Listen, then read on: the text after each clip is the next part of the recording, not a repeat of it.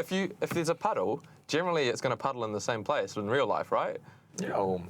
Yeah, like That's fucking weird. so. Like that was the funny thing when Project Cars 2 came out. They're like, oh, we've got dynamic puddles, and everyone's like, hang on, puddles don't need to be dynamic. They form in the same place. That's exactly it. It's like, why have we got dynamic puddles? Who thought of that? Yeah, this is Talladega. Yeah. You would like that.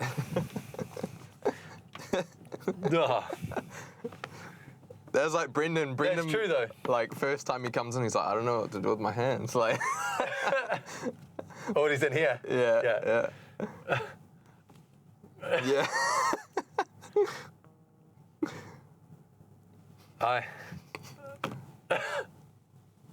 I could do that, the casual. I could be the rock the baby. The baby, see the baby, look at that, the cup. Always. You beauty. So you'll be home in time, right? No, because the thing is, if I was at home, I'll be asleep by 8:30. Yeah. And I'll miss that game. Whereas here, I'll be at least awake in some shape because I have to drive home to watch it. Yeah. Or, I don't know. What time do you normally get off? Like, what time's your usual? 9:30, maybe? Never jinx us. Never, ever. How long? About a minute and a half.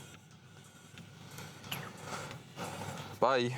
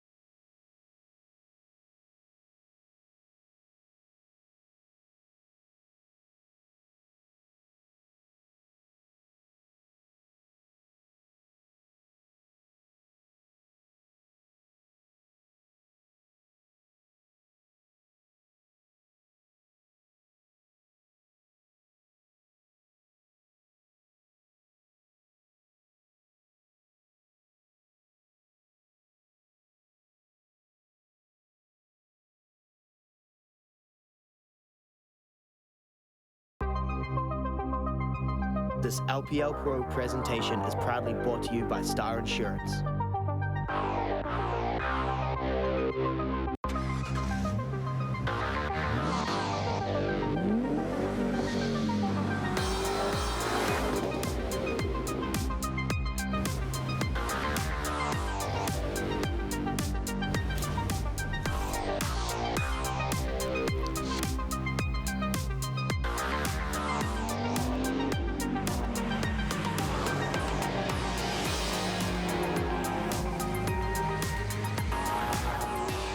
Week number 3 in the Star Insurance Project Cars 2 ANZ Championship live from LPL studio.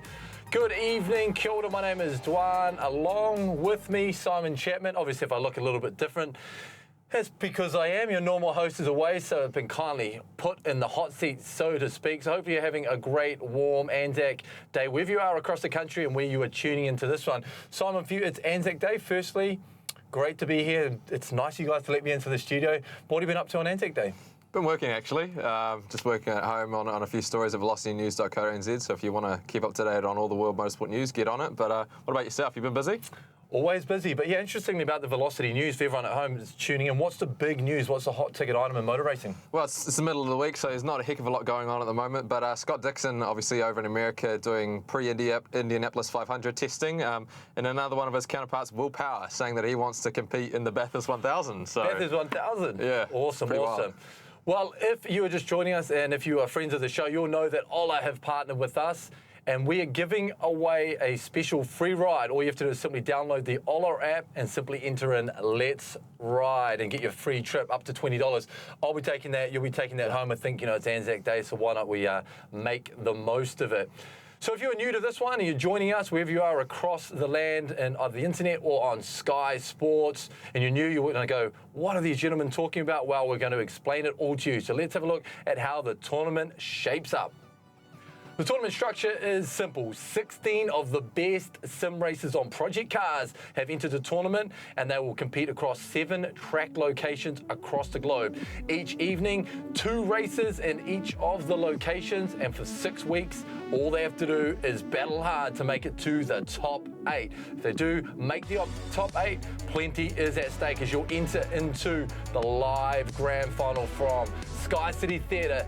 And of course, cash and prizes and fame await those that can do it.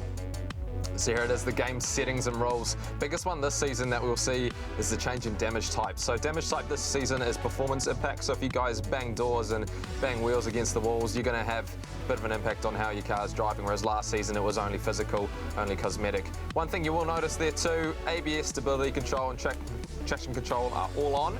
You may be thinking, oh, that's a bit easy, but in real life, the Ferrari 488, which we're about to show you, does have traction control and ABS, so it is to real life. Now here it is, the Ferrari 488 GT3, topping out at 303 kilometers per hour, going from 0 to 100 in just 3.6 seconds. Pushing out nearly 500 horsepower, it weighs a little over a ton. This car debuted in the Liquid Moly Bathurst 12-hour at the hands of Craig Lowndes and Jamie Whincup, which they won their first time with Maranello Motorsport. So it's a car that's had a lot of history.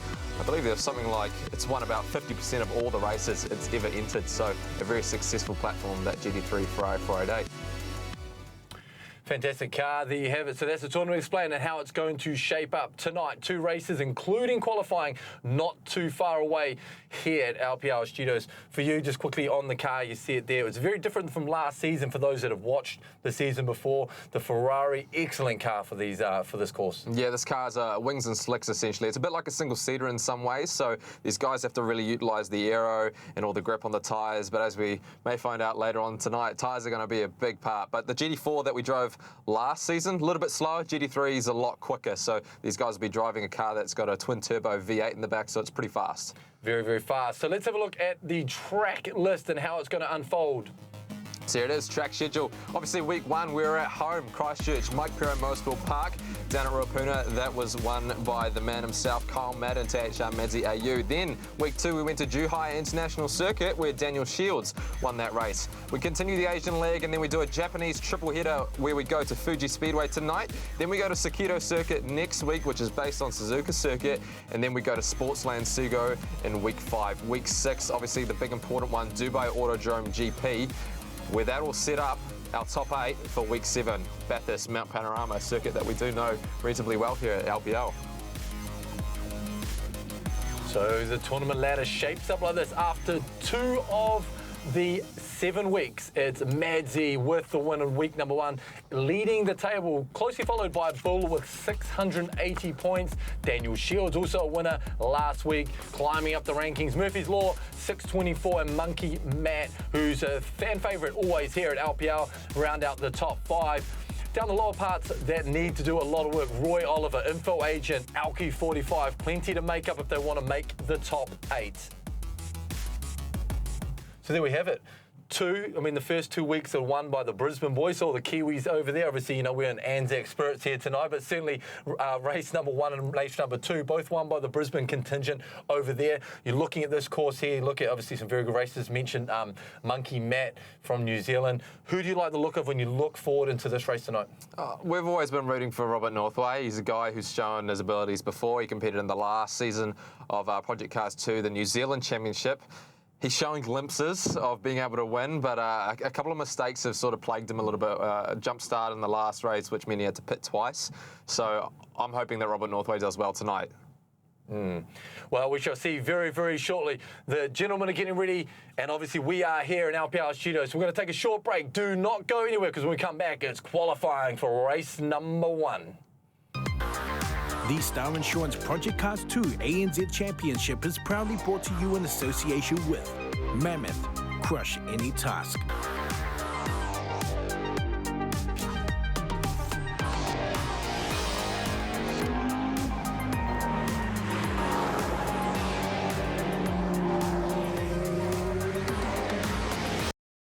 Like us, you're passionate about cars. At Star Insurance Specialists, we create custom policies for Kiwis with exceptional vehicles. If you own a vintage, classic, performance, project or prestige car, your needs don't fit neatly into a box. We think special and unique cars deserve special and unique insurance. We don't let robots determine policy or price. Get on the road with a custom policy from Star Insurance Specialists. Go to starinsure.co.nz today.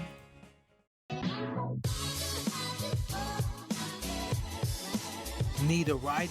Thanks to Ola and Let's Play Live, we are hooking you up. Simply download the Ola app and type in the code Let's Ride to get your first ride free. T's and C's apply. The title fight is here. Join us at Manfield Raceway for the Galore Parks D1NZ Championship Grand Final. 5 drivers line up for their shot at the final podium of the season. For the first time ever, it's Nissan versus Ford. Will Darren Kelly score another victory for the RBs, or will Fangadan bring the V8 heat with Adam Davies right behind in his 13B Rotary? Plus, it's the final round of the Turbo Smart Pro Sport Restricted class, with Michael Thorley battling Taylor James and Kurt Blackie for the 2019 title. Champions will be crowned. Mimico Industrial Machinery presents Round 5, the Grand Final, Manfield Circuit, Chris Amon, April 26th and 27th, 2019. Tickets at the gate or book online at d1nz.com.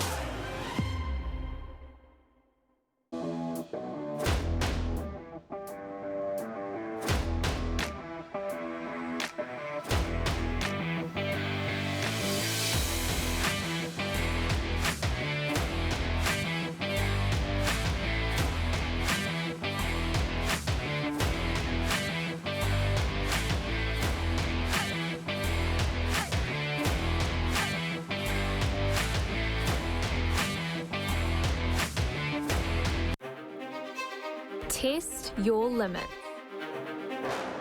Drive with the fastest. Into the inside. Has he got it, McQueen? Will he block? Take control. And he gets it. Job done. Can he hold on to it? Redefine speed. It's a drag race to the finish. Who's it going to be? Fantastic racing. Look, he is pumped. He is absolutely stoked. Be the fastest.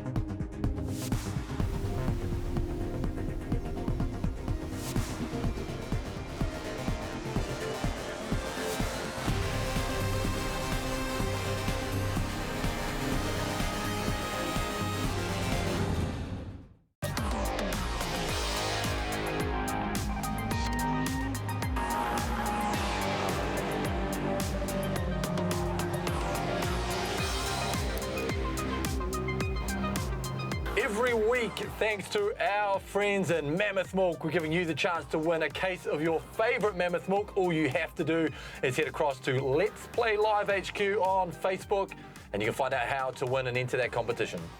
Yes, good evening and welcome back into this one. If you're just joining us live on Sky Sports or on Twitch, great to have you here. My name is Dwan. Alongside me, Simon. I'm filling in for Brendan, who's usually here in the hot seat, but he's down there with his D1NZ mix-up. I think he's in Mansfield. Is that correct? Yeah. Yep. So big shout out to Brendan, everyone down there in the D1 community, and of course, a big shout out to everyone that's enjoying Anzac Day and tuning into this one. We are about to get underway very, very shortly as we bring you the Fuji Speedway circuit. Week number 3 here in the Project Cars 2 ANZ Championship. So here it is, Fuji Speedway. You're probably looking at that, wondering that looks nothing like Daytona. That's because down at turn 1 there used to be a big sweeping right-hander, huge bank on it. Look it up on Google, you'll see what I mean. Anyway, first sector, the big red section that you see there, you're going flying into turn 1 at about 300 kilometers an hour, hard on the brakes into a right-hander, then you go through a quick kink, another right-hander there, and into a hard braking zone into a left-hander. That big sweeping right-hander is the beginning of sector 2 where it starts, and it's yellow. Another hard braking zone into a left-hander there, big sweeping triple apex right-hander, and then that final sector and a half. where we're going into the blue section. It's the tight twisties. There's a couple of blind apexes around there, the second to last corner and the last corner. A little bit tricky, maybe not a passing opportunity as such, but you'd be wanting to set up a pass for down the front straight there, which is, as you can see, very, very long. Well, there you have it. That's the circuit they're about to get underway. So qualifying will take place very, very shortly. All the gentlemen are just getting ready, and then we're going to be giving you 2 races here, live and uninterrupted, very, very shortly. I want to come to you thinking about the conditions, and I know you were talking about it earlier on before the show, and everyone's talking about it, is so far throughout the season, week number 3 now, we've had pretty good conditions. Now we're heading towards what you'd traditionally suspect with Japan and monsoon weather. It is thunderstorms, it is raining, it is going to make it very, very tricky. Yeah, typical weather around Japan at this time of the year. Not really sure what it's going to do. It's pretty cold over there at the moment, but FUJI Speedway, right next to obviously Mount Fuji, providing a bit of a interesting dynamic with the weather there. We're expecting it to be starting off in the rain and then getting progressively worse as the race goes on. I believe the race is about 20 or so laps. These guys will obviously be starting on wet tyres, so they have the groove tyre, a bit like what you've got at home, but obviously able to withstand going about 300 kilometres an hour.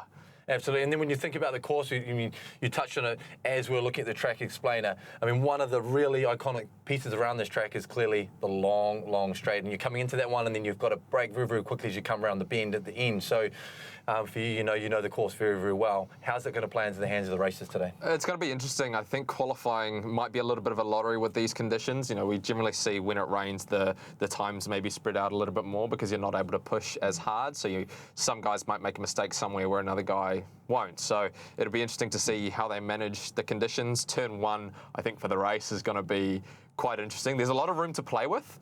These guys have got quite a wide entry to the corner there, but it does narrow up on exit, and you know, it's a hairpin. You're going from top speed down to nothing, essentially. There might be a little bit of carnage once we get into the racing. Absolutely. Well, I'm looking forward to, well, I don't want to say carnage, but, you know, people like that, especially when it's weird, it's dramatic. It's going to make for excellent viewing here in the Project Cars 2 ANZ Championship. We're just about to jump into all the qualifiers. We're getting word from the track that they're ready to go. So let's head down to qualifying and pick up all the action. So here it is, as you can see already. Pretty wet as we're looking at Jordan's star there. Jordan McCann, our man from Sydney, Australia. So we're starting off with the Aussies. He's just heading out onto the track now. Speaking of the Aussies, I mean, it's wet out there, and obviously Sydney and Brisbane and these sort of races, I mean, it's dry a lot of the time for these races. I mean, you talk about wet weather, they don't get much. Totally, and especially if these guys have actually raced at home. Some of these guys have had some on-track experience, so guys like Matt Smith, the Monkey Man, he's had actual on-track experience, but he's raced in New Zealand, so, you know, Hampton Downs, you know, just down the road, that does tend to be a little bit wet occasionally, but for these guys racing in the wet, they might have put themselves in a position because they do know, having read the rules and regulations, that tonight is going to be a wet race, so you'd hope that they'd have done some practice. If everyone is trying to understand exactly what's going on right now, very similar, if not identical to racing, that's correct here in the Star Insurance Project Cars 2 ANZ Championship. What we're looking at now is qualifying, so they have roughly 10 minutes to get the best times, and that'll put them into their positions from pole all the way through to 14, and then we'll get into the race straight on the back of that. And so talking about it, you know, talking about some of these gentlemen who have raced before in real life versus how close it is to virtual. Explain for the viewers at home a little bit, Simon, about exactly how close this simulation racing is to the real thing. Well, it's obviously called a simulation for a reason, because it's supposed to be as close to real life as possible.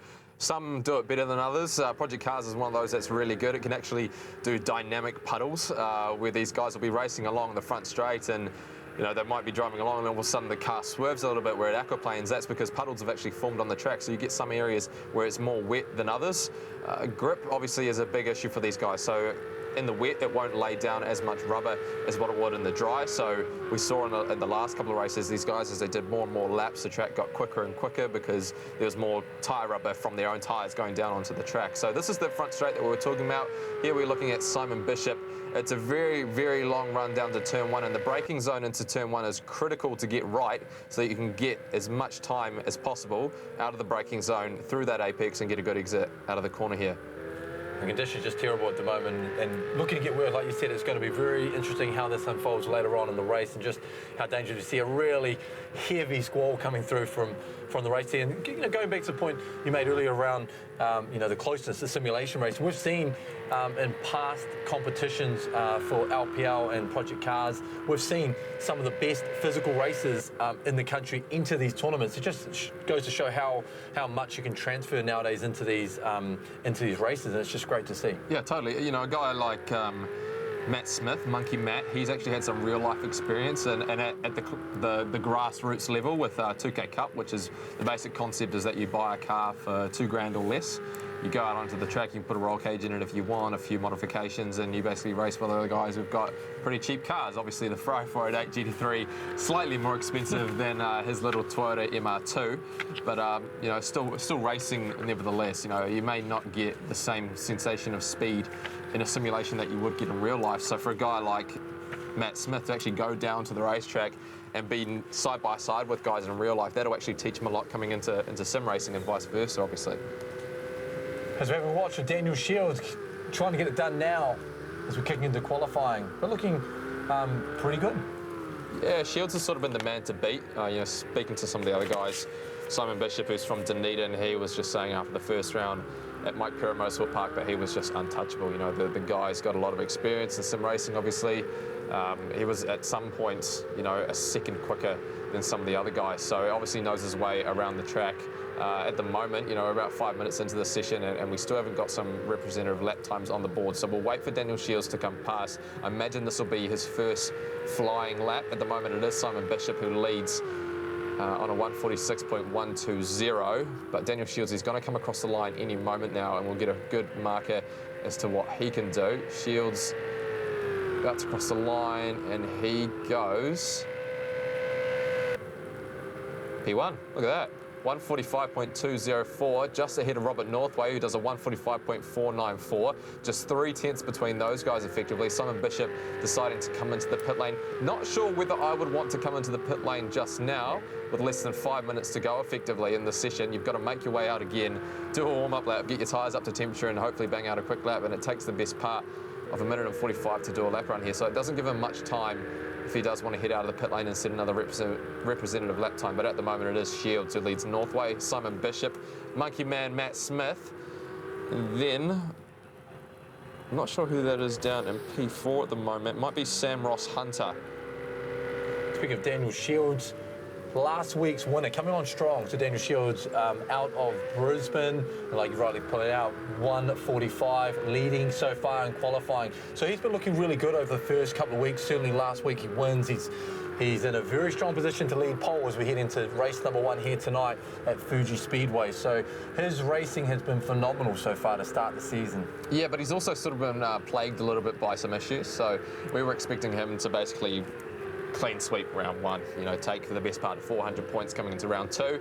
But as you'll find out later on in the evening, these guys have got to make their pit stops. And what happened was, it was a little bit of an awkward situation. It looked like he came into the pit lane, hit the wall, and basically it disconnected from then. So there's a bit of a glitch in the matrix as such. Came into the pit lane, hit the wall, the car disconnected, and he was out of the race. So he scored points. I believe he finished maybe in 13th, so he got 64 points, but you know, that's 150 less than what he could have had, because that race was in the bag for him, and I believe he's now sitting down the order at about 4th or 5th now. Yeah, could have been very, very, very ominous coming into this one, week number 3, if he had got that one right. Speaking about pit stops, so I mean, most people obviously understand that motor racing enthusiasts, I'm sure plenty tuning in to this broadcast, and we thank you very much for doing that. Thinking about pit stops and how important that is, again, crossing over into the digital space here in Project Cars 2, similar to real-life motor racing, or is there a slight variance when you're talking between what we're looking at here tonight versus real-life motor racing? Well, one of the things in sim racing that you can actually replicate pretty well is tyre wear and tyre failures, things like flat spots. When you're racing one of these cars in the hot conditions that we had at Zhuhai earlier on, I believe last week, these guys were going into the corners and they were sliding all over the place. Not because it was wet, just because it was hot. So the tyres were getting way too hot, and basically they were losing all the traction, and it was taking all the grip out of the tyre. And once they could come into the pit, they could change their tyres, get a fresh set of tyres on, and go out there and have a little bit more grip. So tyre wear and tyre heat is something that you can replicate pretty effectively. So it's a lot like real life. These guys, if they're soaring on the wheels a lot at home and really wearing out those front tyres, that can also play an effect on how how they perform in these races. In the wet, it's probably not going to be too much of an issue. So I think if you're racing in these conditions, sure, you're going to have to use an extreme wet tyre, but you probably don't need to take those tyres off during your pit stop and maybe just take fuel. Looking at Monkey Matt here, racing really well. Favourite motor racing idol, he said, was, we caught up with him, Daniel Ricciardo. Yes, and another interesting fact that Monkey Matt was saying that his dad was actually used to be a co-driver in rally. Oh, really? So, you know, Wow. comes from good stock and likes Dan Ricciardo. It's in the family. It's in the family. So obviously we're watching him here on screen trying to get through his qualifying. Always a good character, is Monkey Matt, and a good competitor. Yeah, and a regular of the 2K Cup scene. I've seen him out in his little red Toyota MR2. It's not slow. It's red. That means it goes fast. Well, that's it. I mean, that's the colour. Yeah, That's the colour. Yeah, totally. Yeah, and he's got a lot of a sim racing experience. A lot of these guys, not just doing project cars, but you know, other kinds of sim racing as well. So, Monkey Matt currently sitting down in P5. He'll be hoping to go a lot quicker on this next lap. One man that isn't performing at the moment is Matthew Pluck. He was doing quite well last weekend. But unfortunately, he's just been dropped down to the bottom there. He was down on 14th, but he's just set a quick lap time, and now he's moved up to P6. So just as I mentioned him, Matthew Pluck makes me eat my words and goes up to P6 there. So we'll keep an eye on Monkey Man Matt Smith. Does he go any quicker? No, it doesn't look like it. He's got a 1:46.480 under his belt now. It's a little bit surprising for me at the moment. There's only 4 seconds between 1st and 14th. I was expecting the margins to be a lot bigger. Really? Well, it's wet, you know, there's a lot of opportunity to make mistakes. So 1:45 is still the time to beat for Shields, who leads, and also last week's winner. So looking really strong as we're about to end with around about a couple of minutes left here in qualifying. And just some news in as well that the motorised Kiwi, Michael Robinson, is not competing in this one. So for those fans of his, he will not be competing in this one, race number 1. As we watch Matthew Pluck hot across the bend here. Yeah, Pluck's sort of shown glimpses of being quite quick, but unfortunately just hasn't quite been able to perform. You sort of sense that a win is going to come for him at some point during the season. But there's only a few seconds left in this session. He will come around the final corner here. Let's see if he can set a quick lap time. This corner here is actually quite important because if you get the line wrong, as we see Plucky gets a little bit loose on the entry and he actually spins out. So I sort of put the mockers on him there a little bit, unfortunately, but he got a little bit crossed up on entry there. The jinx. Yeah, and obviously you need to get a good exit out of that corner, run it wide a little bit, use a little bit of that curve, maybe not so much in the wet, but to get a good run onto the front straight and obviously set a quick lap time. So as it stands, Shields is the man to beat. Doesn't look like any of those guys between 2nd, 3rd and 4th are going to try and beat him because they've all decided to head into the pit lane now. As the conditions just seem to be going from bad to worse. It's going to be very interesting as we get into the main race, you know, very short time from now. So qualifying's run and done. We'll get an order up shortly. Only 4 seconds between first and last in that session. So a good balance between, you know, the quick guys and the slow guys. We saw a bit of disparity between first and last in some of the first races, but these guys have managed to sort themselves out and find a bit of time even in these challenging conditions. And as they say, rain is the great equaliser, but unfortunately for the guys in 2nd, 3rd and 14th, it's still Shields who is the man to beat as we watch on screen.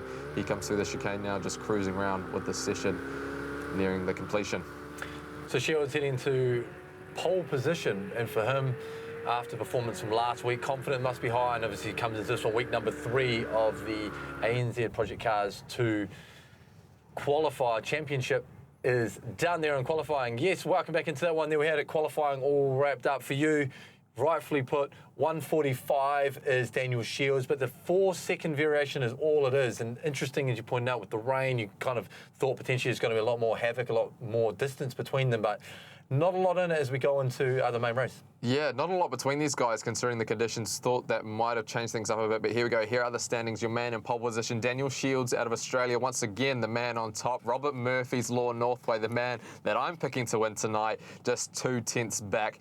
Down in P3, it's a man, Kyle Madden, who won 1 race last weekend, and it's Simon Bishop, who has a bit of a target on his back after a little bit of an issue last week, and we'll get into that further on in the evening. Monkey Matt Smith, the real-life racer, sits down in P5 there.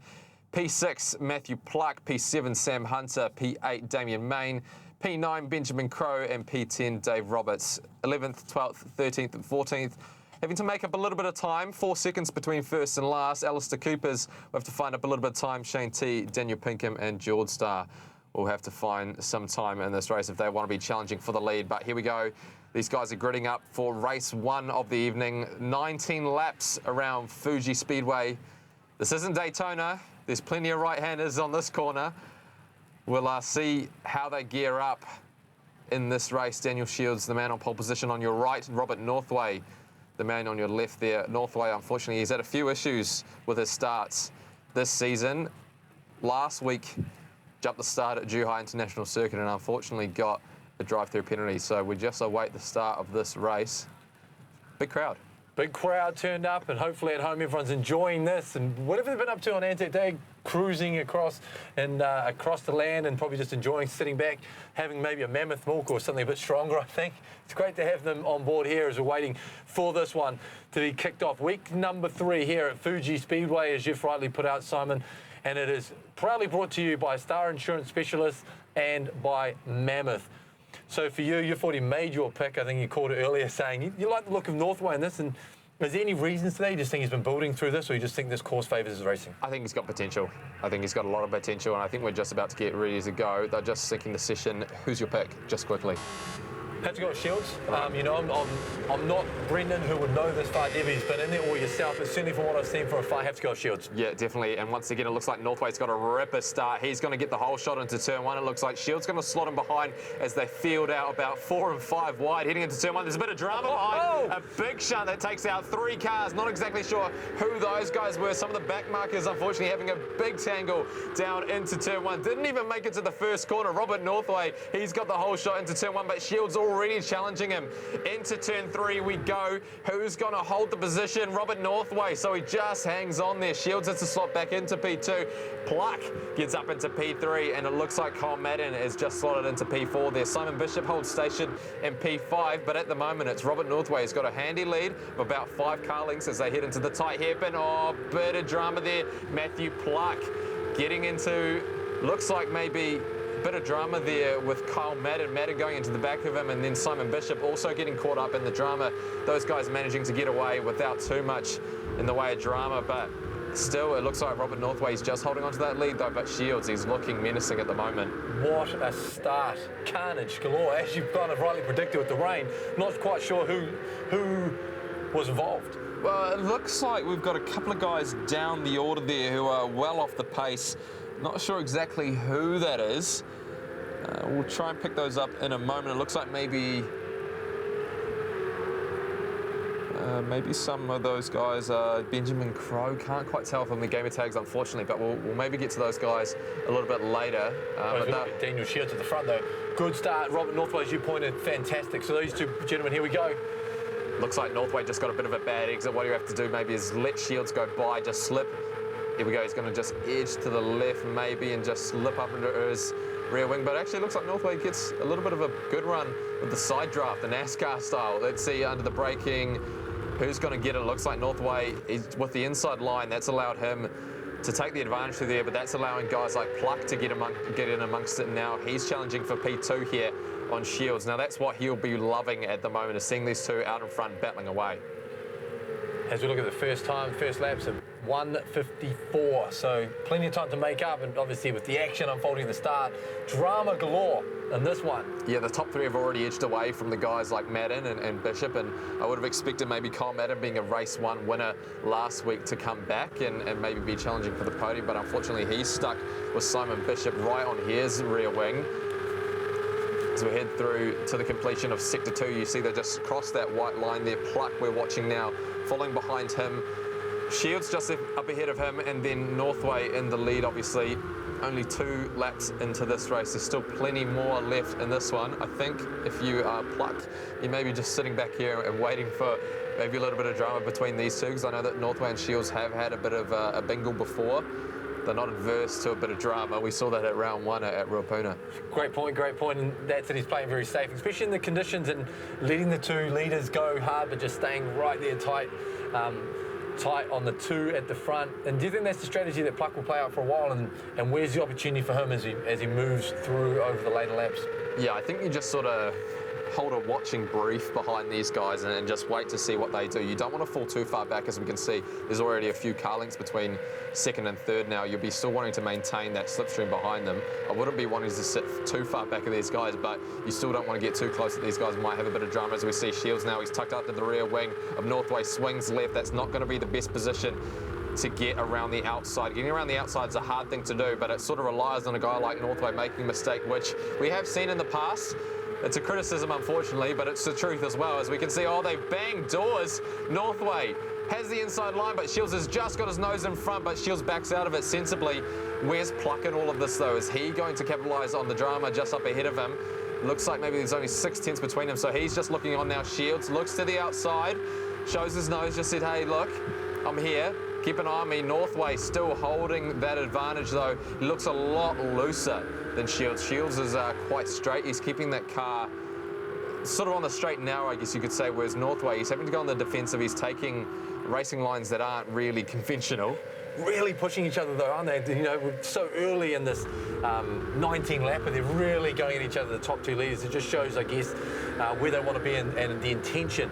Pluck, a lot smarter just sitting there and letting it unfold, because it just seems to me that at some point here, there's got to be a mistake between one of the two leaders, and that may be where Pluck can capitalise. Yeah, it's all got to come to a head at some point. Now, I believe the guys that were involved in that incident was Sam Ross Hunter and Shane Ting Meng as well. So Shane Ting Meng, I believe, maybe came across the nose of another competitor. We might try and get a replay afterwards and see what happens. So we'll see Matthew Pluck. Oh, he's going on the aggressive.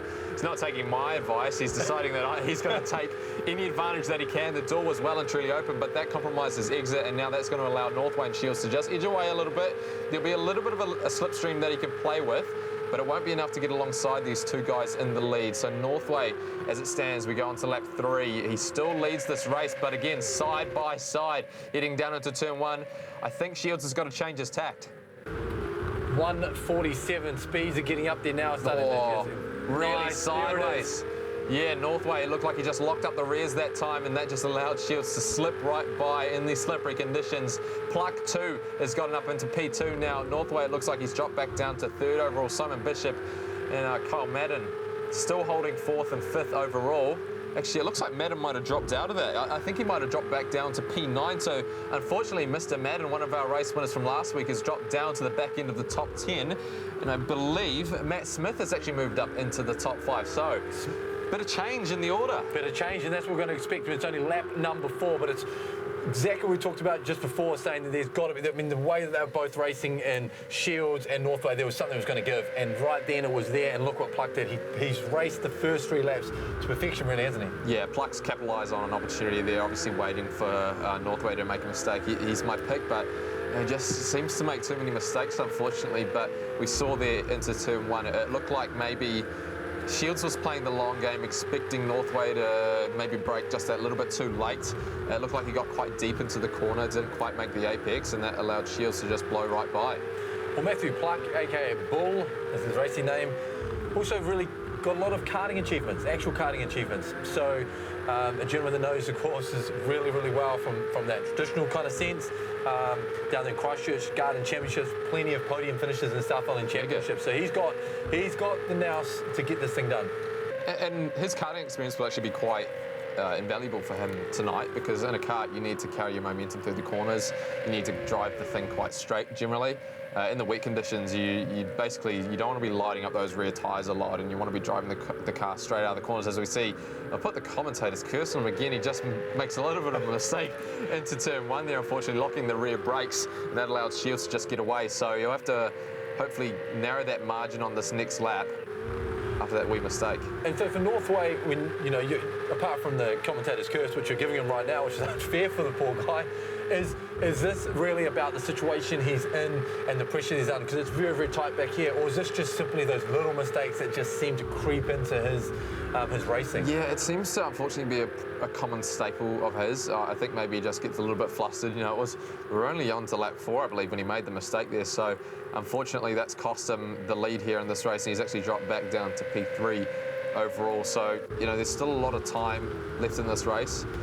There's still opportunities to watch guys make mistakes as he gets into the rear of Pluck. It looked like Pluck got a little bit loose.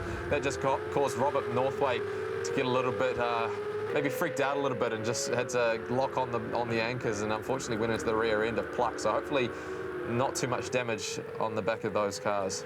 And last week we saw a little bit of drama. I mean, there was a protest within the series, and I know that that's gone back in for ruling. So can you elaborate a little bit about what happened there and sort of where the ruling came? Obviously, we start to see some bumper-to-bumper action. Yeah, so one of the drivers protested Simon Bishop for one of the incidents that happened. I believe it was on maybe lap 1, and so the organisers reviewed the incident. They spent a lot of time looking at it. Unfortunately, they didn't have a lot of footage to play with.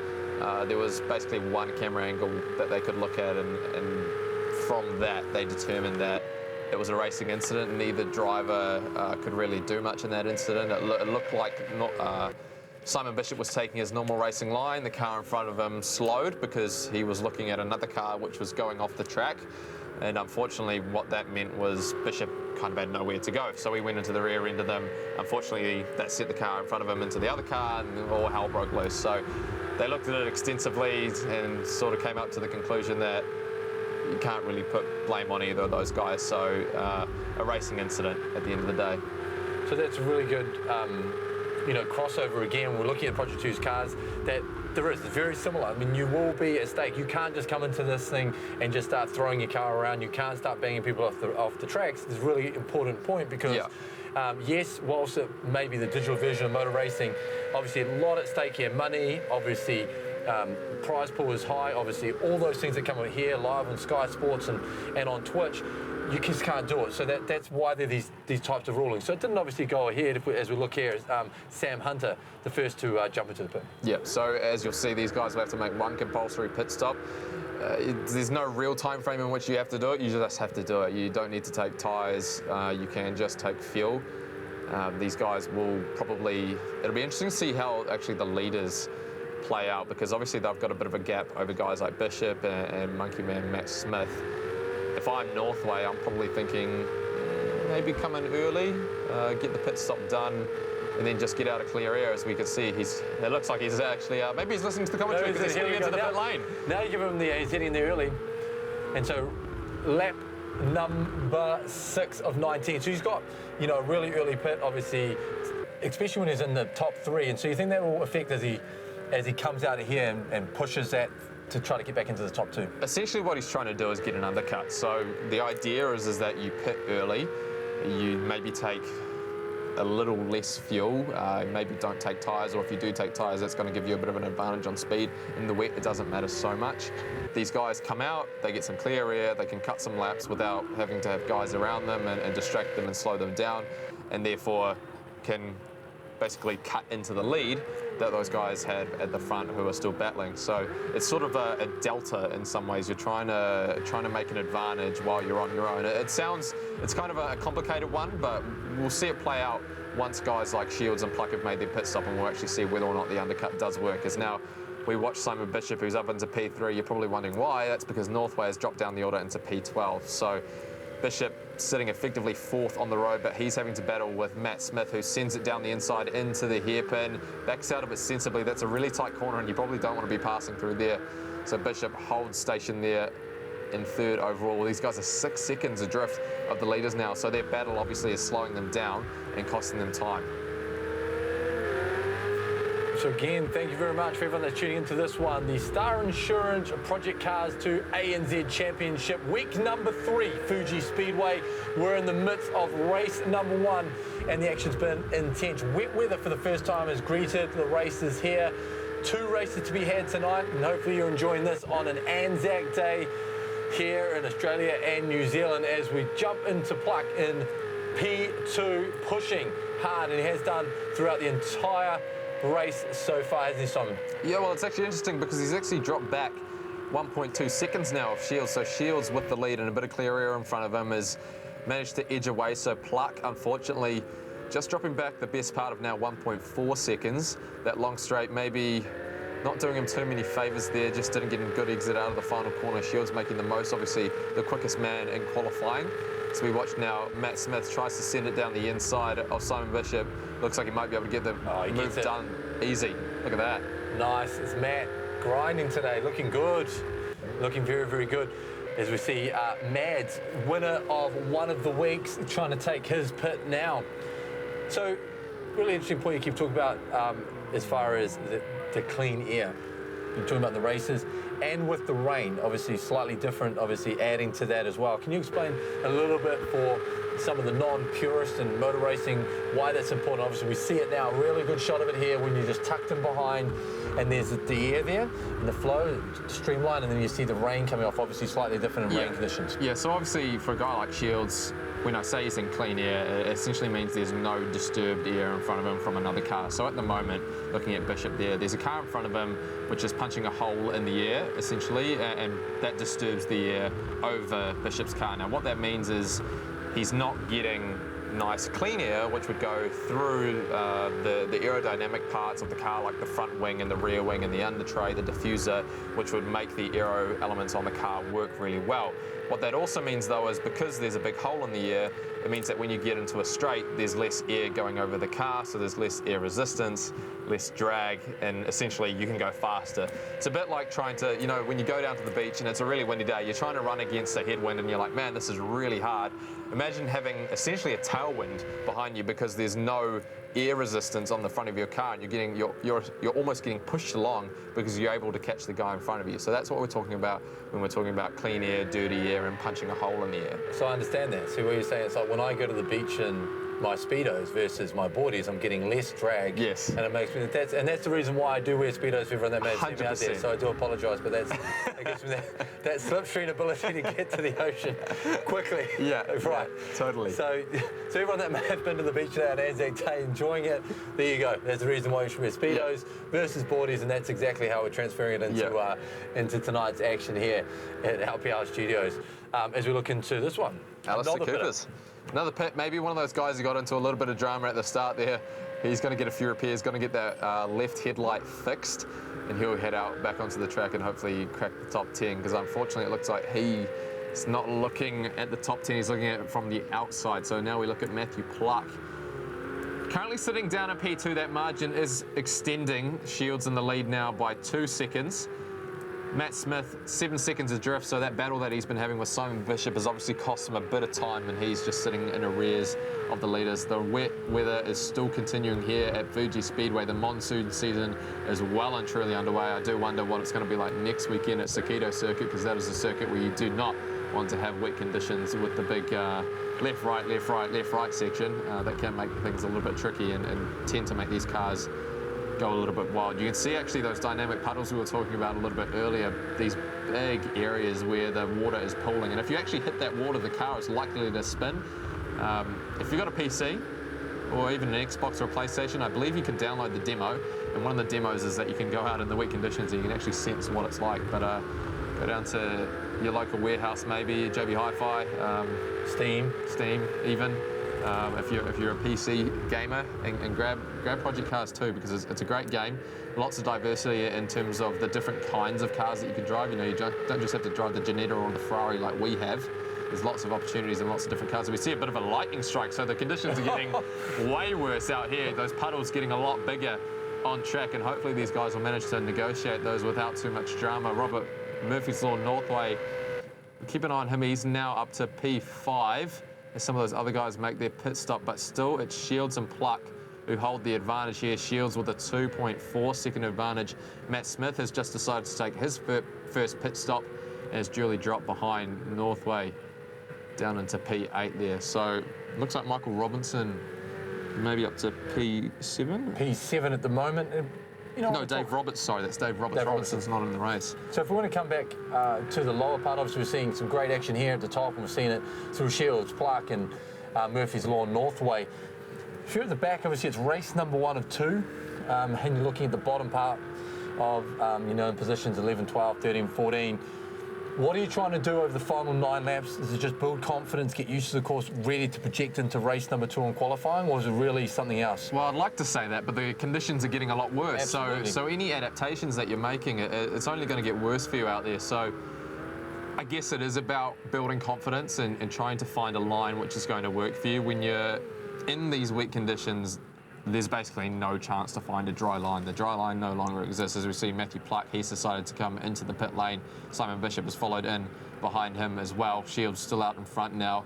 He'll be all on his own, and we do wonder when he'll make his pit stop. We have seen guys pit fairly late, but I guess in these conditions, you just want to finish almost. Exactly. Yeah. And so for you, when you watch this, like you said, Shields stalled to pit, but the other 2, 3, and 4 jumping in now into the pits. Really interesting. How do you think it's going to play out as we get into the final 9 laps? I mean, where is the momentum? Where is, I guess, the strategy? Who do you believe has the right? Is it Shields, or do you think it's one of the 3? Well, here's an interesting thing now. It looks like Simon Bishop has actually got the jump on Pluck in the pit lane. So Pluck has made a bit of a mistake there potentially in terms of what he's taken on board, whether he's taken tyres, too much fuel or not enough, or whether Simon Bishop has just managed to get a master stroke on his strategy. All the meanwhile, Northway, he's gotten up into P2. So that undercut is working for him well, but the undercut that we really want to focus on is when Shields come in. We do guess a pit stop is around 35 seconds, and the gap for Northway is 34 to Shields. So we'll have to keep an eye on Shields as he comes into the pit lane some point during this race. And also climbing the leaderboard really, really well is George Star. Jumped up from, I believe, sitting around about that 8th, 9th spot up to 5th at the moment. So putting on some heat now into the leaders of this one. So racing really well. I talked about at the start, I think we saw him on the earlier turn from Sydney, Australia. Usually driver there. Loving the wet conditions is George Star, so doing a good job as he climbs the rankings. And like you said, it's really going to come down with 8 laps to go. What happens with Shields as we see right on the money? We talk about he drops into the pit now, and now also shake up the final 8 laps. So we'll try and get our cameraman to focus on Shields now and see where he comes out relative to Northway. You can see that margin is coming down. As Shields comes into the pit lane, he's going to come into his pit box. Stop, let's see what he takes. Any tyres? Looks like no tyres, just fuel maybe. Gets that compulsory stop out of the way. All the meanwhile, that margin is coming down. And here we go. So let's watch Daniel Shields try and get a shot. Is Northway going to come by? Is that undercut going to work for him? Still waiting to see whether Northway is coming past him. Any second now. Where is Northway? Shields still in the lead, it seems. I believe, is that Northway behind him? That's Northway coming back through, I believe, as we see Shields. So there it is. There is Northway. P2. So Northway's managed to get the jump on Pluck at least in the pit lane, as has Simon Bishop, but that margin now is still 4 seconds. So the undercut that we thought maybe would have been pulled off for Northway hasn't been able to work. So Shields has managed to just set some pretty quick lap times and negate any advantage that Northway was trying to get by pitting early. So Shields played so far very, very good with just almost 6 laps to go, seven to go here in the ANZ Project Cars 2 Championship race number 1 of 2. Remember, ladies and gentlemen, we will have another one as the conditions deteriorate. It's going to make for some exciting drama over the next 6 laps of this one. For you, Robert Northway is the man you're picking. Didn't quite get it done. Can he make up the speed? We see him climbing though, and he's getting closer to that, flat 2 seconds behind Shields. Yeah, that margin when he came out of the pit lane was the best part of 4 seconds, so he's cut down about 1.2 on this half lap alone. As we can see now, Pluck is trying to get onto the rear of Simon Bishop. We'll keep an eye on that. As we see Matthew Pluck doing some damage here. Good shots. I always love to see that when you bounce around the cars, it feels like you're really there with the action. Yeah, so we had a question from one of our viewers. What does the red mean next to the number? I believe that might be the fastest lap of the race. Excellent. 1:48.122. So that's a pretty quick lap time there for Matt Smith. Northway's got a 1:47 though, so that would have been his last lap time from Matt Smith. So we'll keep an eye on that as it unfolds. Shields now holds a 2.8 second lead. Northway in second there, Simon Bishop holding off Matthew Pluck at the moment, who just shows his nose, heading down into turn 1. Let's see who's going to be last of the late break, as it looks like Matthew Pluck, he's going to take the advantage into turn 1. But can Simon Bishop get the switch back out of the corner? We keep an eye on it. No, he's fallen back into P4 now. Matthew Pluck is going to take the final place on the podium as it stands with only a handful of laps to go. And speaking about the points, all important. 16 races. Obviously tonight we have lost a few races, including motorised Kiwi, who are back for race number 2. We've got 14 races, but in the series there's 16, and what they're competing for over the next 3 weeks, because there is 7 weeks until we get to the grand final. They're looking to make the top 8. So every race is important, isn't it, Simon? Because you're collecting points throughout, from 16th spot, collecting 40 right up to first place in 200. So there is a lot at stake, even if you're in the middle of the pack. Yeah, and you want to be making up as much time as possible. For these guys, it might be a matter of finishing. For someone like Shields, who had that issue earlier in the season where he had that disconnect, that cost him a lot of points, the best part of 150 points. So for him, this is almost a bit of redemption after that issue that he had in week 1.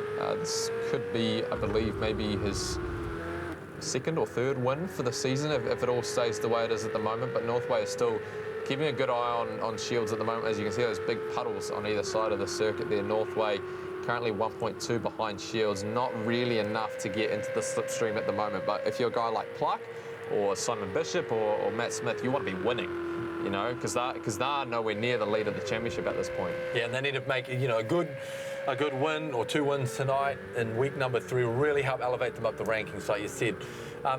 So now we're getting into the final 5 laps of this one here at the FUJI Speedway circuit. Wet conditions here. Greet the races. Shields in the lead. Northway, Pluck pushing hard to get into that one, and Pluck holding on for that podium, as you pointed out. Nice little jostle back here with Bishop. If you're Shields right now, looking very good, but you can sort of see, as you see, Northway starting to creep up, almost on his backside now. And so if you're Shields, what do you got to do to close out this race? No mistakes. Just don't make any mistakes now. As we can see, that margin is coming down to 0.4 of a second now. So we'll hopefully get our cameraman to get onto that battle for the lead now. Pluck has managed to edge away from Simon Bishop. I don't believe he'll be able to contend for the lead here unless these two make a mistake now. It looks like Shields, I don't know. Oh, he gets a little bit loose on entry. Northway just got to bide his time now. It seems like only a matter of time before he manages to slip up the inside here. Shields is going to go on the defensive big time. Interesting to see that in the space of half a lap, Shields has just lost a lot of time. So you do wonder about the tyres. Maybe the tyre. Well, but that's the thing though. Northway pitted early, so in theory his tyres should be worse, because they'd be more worn, depending on whether these guys have taken tyres or not, or what. But because whoever didn't change them would obviously be affected, starting to slow down now in the race if you haven't gone with the tyres. Well, looking at those pit stops, it looks like nobody's taking tyres, because the tyres do last long, but it seems odd that Shields is making these mistakes so late in the race. Maybe the conditions are just a little bit too much for him at the moment. We see a lot of spray coming off the back of Shields' car. Northway tucked up under the rear wing. He shows his nose. Thinks better of it though. Bit of a gap to try and get into the lead. And Shields makes a mistake. He's locked up his rear tyres. That's going to allow Northway to get down the inside as the lightning strikes surround FUJI Speedway. It is drama. The lightning, the sheer push of both the competitors. That's fantastic scenes here on FUJI Speedway with the 2 leaders just pushing it to the limit. As we have another look at it, what can Northway do here with a few laps left? This is fantastic stuff, mate. Fuji in the background. This is picturesque stuff here. I don't think those boys will be focusing on that or the lighting at the moment. Northway has got his eyes set on the rear bumper of Shields, and Shields has got his eyes firmly in the rear view mirror, trying to look at where Northway's going to go. He's right on his rear wing as they head down into the tight right-hander and into the chicane. Is Northway going to look up the inside? He shows his nose once more, hoping that Shields makes another mistake there. Look at those puddles. Maybe those are playing shot. Those puddles are making a bit of an impact, I think, on these guys in terms of their braking markers and where they're braking and the lines that they're taking. It's clearly costing them a bit of time, moving around a little bit just with more and more rain coming down now. But it looks like Shields, he's all over the show now. Northway dives down the inside. That's not a conventional passing place, but he's managed to make it stick. And Northway has stolen the lead away from Shields now with only a handful of laps to go. Can Shields get one back on the Kiwi? It's a true Anzac battle here on Anzac Day. Shields, he's dropped right back now, the best part of 5/10. Can he try and get a slipstream down the front straight? If I'm Northway, I'm covering. I don't want Shields to be getting the slipstream. What was fantastic about that early on, and we talked about it, and we're going to have to bite our tongue, particularly you, sir, talking about Northway, just saying those little mistakes he was making. And what was interesting is he was putting the pressure on the back of Shields. Look what happened twice.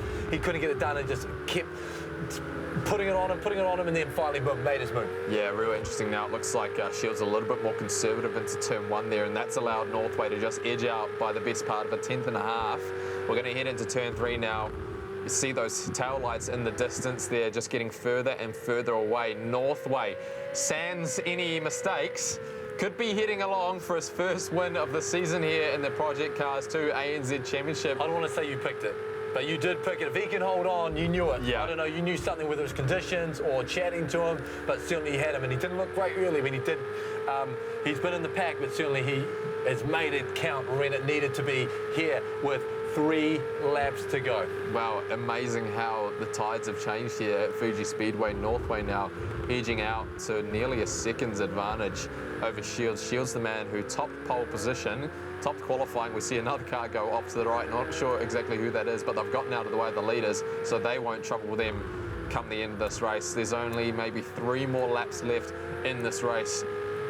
Wow, lightning and the thunder, eh? Pretty crazy. Pretty crazy, as you said. What an Anzac battle, though. People at home must be enjoying this one. Hopefully you are, wherever you're tuning into this one, on Twitch or on friends at Sky Sport in New Zealand. It is fantastic stuff here to kick off week number 3. Enjoying myself.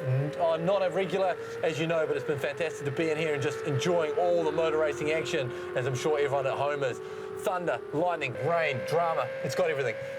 Yeah, it's only a matter of time now, I think, before Northway crosses the line and takes the win here. That advantage now out to 1.7 seconds over Shields. Shields maybe just realising this is a bit too much for him, a little bit insurmountable.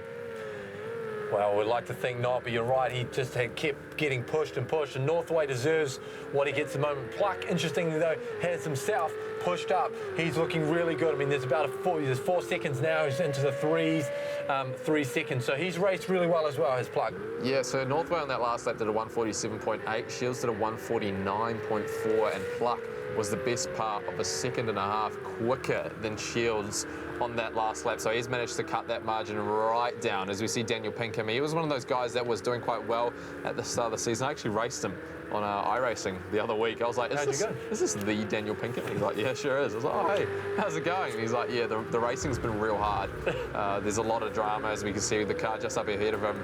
Looks like maybe Cooper's just getting a little bit out of shape there into the final corner, but Pinkham, he's like, these guys out in front, they're so dominant and you just can't catch up to them. I was racing dirt with him, street stocks, but yeah, he's pretty good on just about anything, but the margins between first and 14th, they're not huge, but they're just enough over the distance of a 19-lap race that the margins do spread out. Pinkham from Rotorua, down there in the middle of the North Island of New Zealand. Great place to be. I'm sure there might be some people tuning in or down there on holiday. But yeah, interesting that you jumped in and, like you said, race some of these guys, see what it's like against some of these races. He beat me, just for reference. I was going to ask that. That's what I said I was going to say. But it's nice of you to say it's on national TV that Pinkham did have you. But like you said, 1 through 14, there's not a lot in it. But when you're talking about the top, 5 races in the series, there is actually quite a lot in it. Yeah, totally. The separation's great. And in these conditions as well, it makes it really tough. It does open up the door for mistakes, and we've seen that now with Shields dropping back into the clutches now of Pluck, and with only maybe a lap or 2 to go here, I think it's maybe only a matter of time before Pluck is challenging for P2 in this race. That's not what Shields would have wanted, especially after the dramas at the start of this season. That'll hinder his chances. But we'll just keep an eye on this battle as it unfolds. Looks like Northway, he's managed to extend that gap out to just under 2 seconds. Pluck is 2 seconds back of Northway as well. So there's a real battle on our hands right now with 3 and 2. And Northway looking really strong, and he's actually, like you said, extending that lead as we see Pluck trying to grapple right now as we see it. Good shots of it right on the bumper here, pushing hard with 1 lap to go, roughly, to see whether he can get into second place. Yeah, this is a section here where it looks like Shields is maybe struggling. We'll just see under brakes if the car is a little bit nervous. Getting into the chicane in the hairpin. Wow, look at the closing rate that Pluck has got. That margin now is less than a car length between second and third. It looks like Shields maybe not so confident under braking here at FUJI Speedway. Pluck is right on his rear wing as they go into the final sector here. This is an opportunity that we saw before with Northway sending it down the Choosing the inside. same. Oh, side Holding. by side. Pluck gives him plenty of room. This is hard, fierce racing. There's a puddle back there. I wonder whether Shields maybe got caught out in it a little bit, but it looks like Pluck has managed to take the position. He's pulled that one out of his bag and managed to get up into P2. So Shields down into P3. We just talked about that before, saying really the battle is between 2 and 3 at the moment. As long as Northway can hold it, he is going to walk away with this one, his first race win of the season. But excellent driving from Pluck as Shields has come a little bit unstuck in these final laps, and whether it's the conditions or the confidence, no, I'm not too sure. So it looks like, as it stands, we might have a Kiwi 1-2 here on Anzac Day. Great way to start the night here. Let's play live here at the Sky City, Sky Tower. Northway currently leading by 2 seconds over Pluck. I don't think Pluck will be able to narrow that margin down to Northway much with only a lap to go. Shields just holding on for dear life down in P3. The fortunate thing for Shields now is that Simon Bishop is the best part of 6 seconds behind him, so he probably doesn't have to do too much. A little bit going on though with Bishop in that 4th and 5th spot as well, and obviously it's always important with the points on grab. Whilst it may only be 12, it's 152 for 4th and 140 for 5th. All the points will matter at the very end, especially if you're on the cutting edge. So really good battle here as we see Shields pushing. He's sort of dropping away a little bit, but he is pushing hard, and you can sort of see now that Pluck is, you know, extending that lead and just racing really well as we see the puddle grow in that chicane. Yeah, crazy. We'll have to keep an eye on that as the night goes on. I imagine it might get a little bit bigger heading into race 2. But here it is, Northway, followed by Pluck. Pluck hasn't managed to eat into that margin too much. Looks like Northway will head around the final corner any moment now and hopefully claim his first race win of the season here in the Project Cars 2 ANZ Championship. Here, the first race of the Japanese triple header. Robert Northway, are we going to see some of those iconic race finishing stunts that he likes to pull, where he puts the car into the wall on the front straight? He's going to straight line it down to the checkered flag. Robert Murphy's Law Northway will take the first race win of the night here, followed closely by Matthew Pluck, who just narrowed it down to about 4/10 at the end of that race here. Northway maybe just buttoning off a little bit there to let Pluck get What a a taste. fantastic race that we've just seen, in the conditions, the sheer confidence and push from the leaders all the way through. Northway, the Kiwi, gets it done on Anzac Day, the first Kiwi to pick up any wins here in the ANZ Project Cars 2 Championship. Pluck in P2 there, Shields in P3. Only one Aussie on the podium. I think that's how we like it. So the guys are still making their way around. We watched Damien Main. He crosses the line in P7 there. Carl Madden managed to recover for P6 there with Monkey Man Matt Smith in P5, so a good recovery for him. Sam Hunter is going to come across the line in P8, which is a good result for him. Benjamin Crow, P9, and it looks like Coopers will complete the top 10. So nothing too crazy, I think, in terms of the results overall, but a great result there for Robert Northway to finally grab his first win of the season.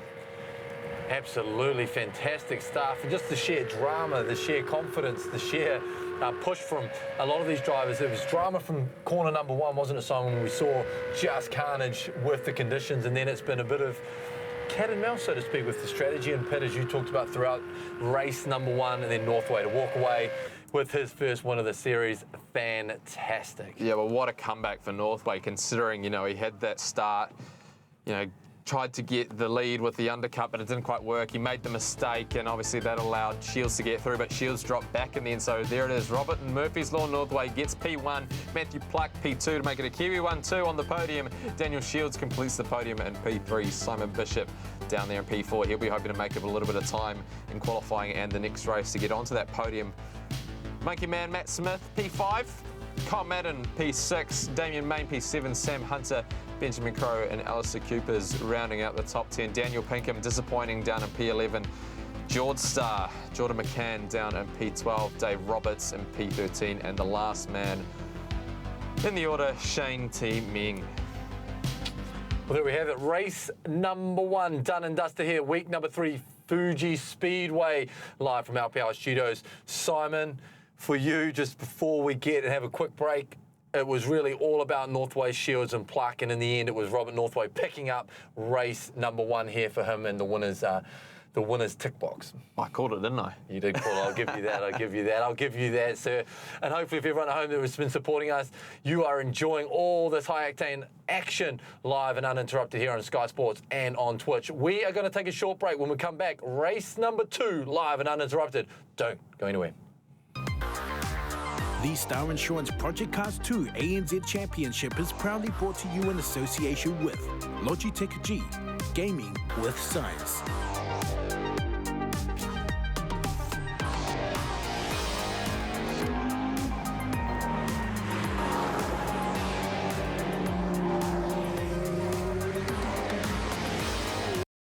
Like us, you're passionate about cars. At Star Insurance Specialist, we create custom policies for Kiwis with exceptional vehicles. If you own a vintage, classic, performance, project or prestige car, your needs don't fit neatly into a box. We think special and unique cars deserve special and unique insurance. We don't let robots determine policy or price.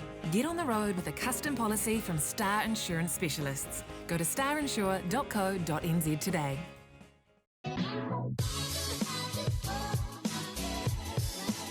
Need a ride? Thanks to All Our and Let's Play Live, we are hooking you up. Simply download the All Our app and type in the code Let's Ride to get your first ride free. T's and C's apply. The title fight is here. Join us at Manfield Raceway for the Galore Parks D1NZ Championship Grand Final. 5 drivers line up for their shot at the final podium of the season. For the first time ever, it's Nissan versus Ford. Will Darren Kelly score another victory for the RVs, or will Fanga Dan bring the V8 heat with Adam Davies right behind in his 13B Rotary? Plus, it's the final round of the Turbo Smart Pro Sport Restricted class, with Michael Thorley battling Taylor James and Kurt Blackie for the 2019 title. Champions will be crowned. Mimico Industrial Machinery presents Round 5, the Grand Final, Manfield Circuit, Chris Amon, April 26th and 27th, 2019. Tickets at the gate or book online at d1nz.com.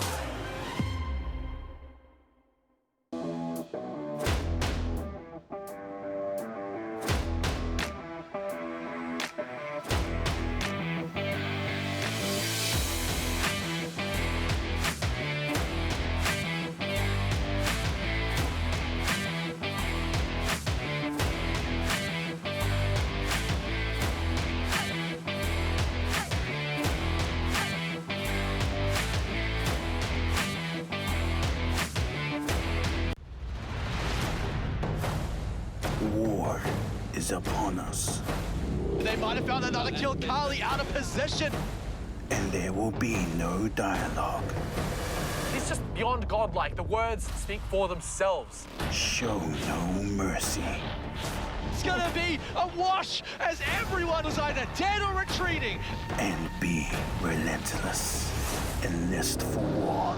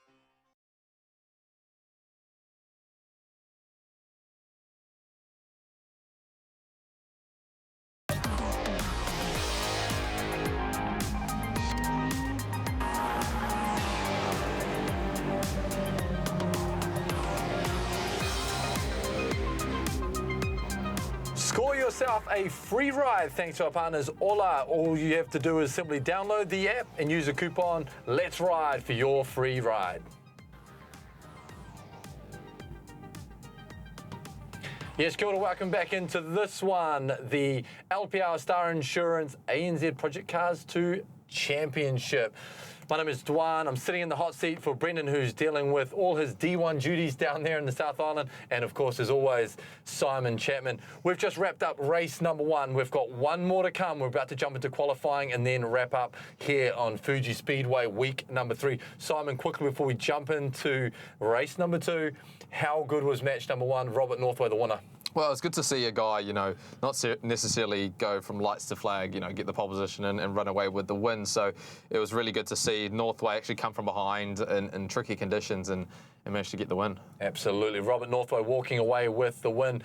But if you're tuning in, jumping into this one for the first time, thank you for joining us firstly. But we'll have a look at the track so you know exactly where the races are taking place. So you can see there that track condition, just 19 degrees, ambient temperature 12 degrees centigrade, and a little bit of a wind here.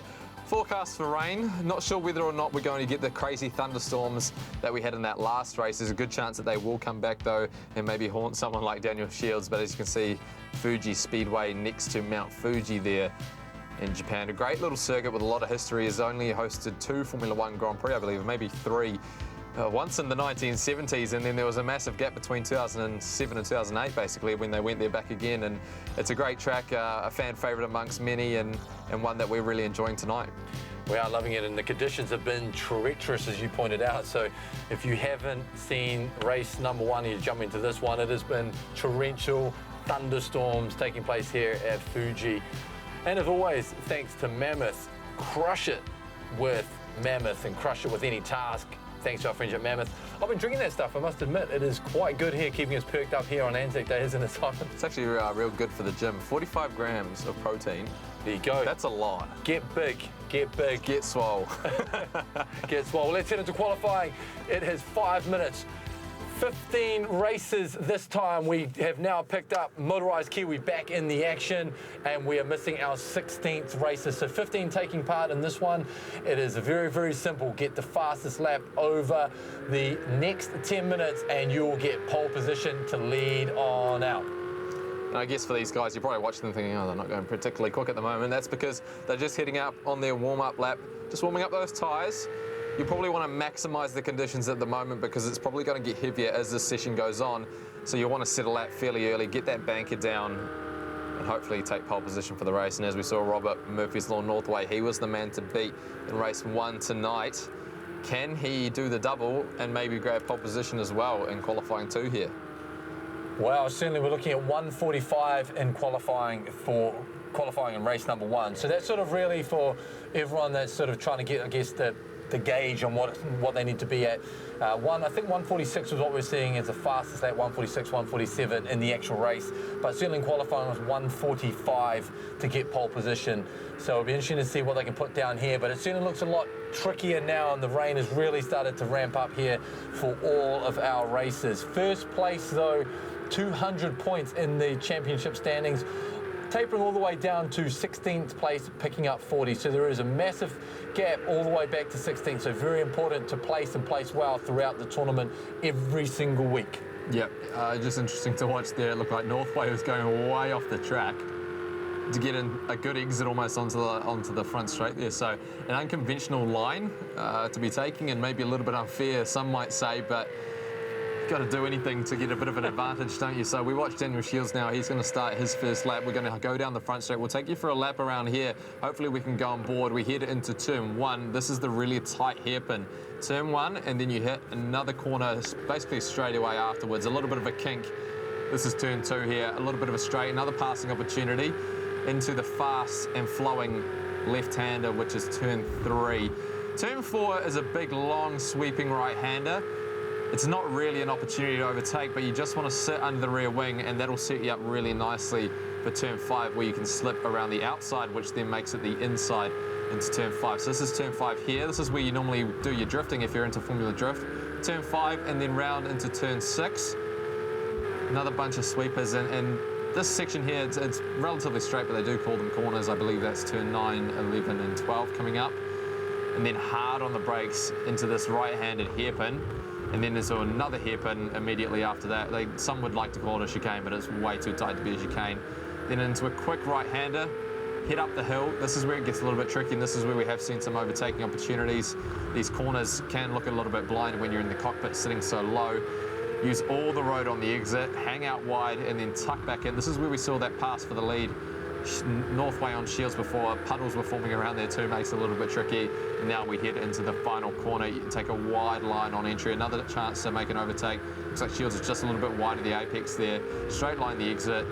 And it looks like he's decided to abort that lap because obviously just not quite quick enough. So he won't set a lap time, even after making it basically the entire way around. He heads back into the pit lane. Instead, we're going to follow Robert Northway. We'll see the first time start coming in now. It looks like Hunter has got the first representative lap time. At 1:45, which is good for pole last time round as well. Yeah, so Madden, it looks like, has actually shot to pole position now. And Northway, he's slotted into P2 there, 6/10 off the pace there. So it actually looks like it might be getting a little bit dark out there. But Madden, he's got the lead at the moment, 6/10 ahead of Northway. Matt Smith, 8/10 back in P3. Simon Bishop, 1.16 back in P4. P5 at the moment, going to motorised Kiwi Michael Robinson after his DNS did not start in that first one.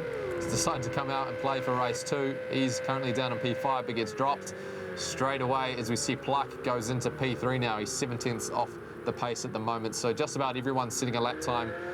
Looks like maybe a couple guys. Shields still hasn't set a lap time. And Damien Main hasn't set a lap time. And if I'm Shields, I don't want to be waiting too long to be going out there and setting my final lap time because he's essentially only going to get one good flying lap in. He certainly doesn't want to be starting in 15th position. That's way. no good. I mean, Daniel Shields, as we watched him, as you were calling all the corners quite accurately, week number 2 winner. So very, very good. And as we just saw before, he finished in 3rd place in race number 1. So he is one of the standout performers so far in the championship. So for him to be sitting here in the moment with not a time on the board is very, very disturbing if you are a fan of Shields. But more interestingly, when we look at Madsy Au, who has the fastest lap time, the winner in week number 1, and he finished 6th position in the last race. So one of the winners of the week finished in 6th, wasn't with all the action through. So interesting that if he can get pole position here, he may really push to go become the winner in race number 2 here in week number 3. Tricky there, Shields down in P15 at the moment. There's only 4 minutes left to go here. The conditions definitely don't look like they're getting any better. So I wouldn't be wanting to wait any longer in the pit lane as it looks like he's managed to make his way out onto the track. So he's going to cross the finish line now and start his first properly flying lap now. You do wonder whether or not he's going to be able to go quicker. I haven't seen any really good lap times from anyone else. Northway has managed to get up into P2 and Pluck in P3. Motorised Kiwi managed just to stay down there in P4. For Shields, I think... Welcome back, Motorised Kiwi. Yeah, you just, welcome back. Just want to finish this lap and get one under your belt. Is he really going to push here? Is Shields, and like you said, was it just a strategy game? Was he just getting some water and taking a breather, but, you know, been very successful? After the mistake in Ruapuna where he went into the wall and disconnected, and the P3 obviously, and it looks like he's gone off again, so he's aborted that lap as well. Wow, really bizarre strategy here from Shields with only 3 minutes left to go. It's not going to give him much time to set a lap, so he's literally only going to get one lap in. And he's just going to have to go for it. Yeah, a really, really odd strategy from Shields. You just get something under the belt. Just complete a lap, you know, one that's going to get you relatively close to the top 10. As we roll in with the current leader and Madsy Au, winner in week number 1, as we have a look at, as we ride with him in the shotgun and check out his action. So Carl Madden, currently our leader on a 1:45.8. That's a pretty good lap time considering the conditions out there. 6/10 is quite a margin over Northway, which is a little bit surprising to see that Madden is sitting so far up there considering what happened in race 1. He was nowhere near the pace of the leaders. Absolutely not. And so, I mean, you go on a course like this, it's the first time in the series that we've seen these types of conditions for the races. So the question's got to be asked is maybe there was a fail-out period, you know, if you're not right there, if you weren't the Northway, you weren't Shields, and you weren't in the hunt, as we saw, there was really only 3 races through that last race. Now they've tested the conditions, now they know the course and had a good chance at it in real time. Maybe we're going to see some people sneaking up, and talk about that with Madsy, and you talk about that with Motorised Kiwi. Yeah, totally. It's odd to see Motorised Kiwi up the top there, Michael Robinson, considering he didn't even get to go out in race 1. So, you sort of wonder whether maybe or not he would have been good in race 1 there, but unfortunately he didn't manage to make the start of that one. Pluck, another man up there in P3, usual contenders, but yeah, we're still waiting for Shields. He's going to come around the final corner here and hopefully go on to his first final lap, because I'm pretty sure, yeah, he's just slowing down to maybe get himself a little bit of a gap to the guys in front, and try and straight line the corner and get a really good run out of here. So this is him setting up for his flying lap. We'll stay on board with him because he's the only guy who hasn't really set a good representative lap time. There's with 50 seconds left in qualifying, and this is really pedal to the metal, remembering that he was one of the 2 challenging for race number 1. So very interesting strategy right now, and he's just putting it all on the line right now. Interesting to see that Madden has actually managed to extend his gap now. That's 7/10 the margin between first and second. For a guy like Shields now, you've got an opportunity to be just ahead in P2 possibly, but maybe well in arrears of P1. I think you've just got to make it around this lap without too much incident and hopefully put yourself firmly inside the top 5. Shot. We follow him into turn 3 and into turn 4 now. He uses all of the road and maybe a little bit more. Hopefully he doesn't get a penalty for that. Follows him through the big sweeping right-hander. This is where you can make up a lot of time. He's actually getting onto the grass here a little bit, which is a little bit adventurous, especially in one of these Ferraris. You don't want to be getting onto the grass too much. There's only 3 seconds left in the session, but it will be enough time for him to clock a lap here at Fuji Speedway. You can see that countdown on the right-hand side of your screen there. As it stands, Madden leading Northway, leading Pluck, and motorised Kiwi Michael Robinson, Matt Smith in P5. Simon Bishop, unfortunately, has only managed to get P6. It looks like Damien Main on the fringe there in P7. Hunter in P8. And we keep an eye on Shields now, heading around the final few corners. Can he set a good lap time? Unfortunately, we don't have sector splits to see where he's sort of sitting amongst the front runners, but in a few seconds' time, we'll hopefully get a good idea of where he's going to sit in the standings. Can he topple the provisional pole sitter at the moment? Kyle Madden, he's your man to beat at the moment. Northway is P2. Where is Shields going to slot into all of this? Any moment now, we should get an idea. Here we go. P1! Just like that, by 7/100ths of a second. The last lap, and it was the one that counted. Shields only needed 1, but he's done it by 7/100ths of a second over Kyle Madden. I'm speechless. I mean, when you talked about it and you said, well, I just wasn't sure what was happening. It just was bizarre, to be completely honest with you. But then you come out, you can't call it bizarre when you literally go from nothing to pole at 1:45 in a split. So wonderful work from Daniel Shields, and deserves pole position. That was wild.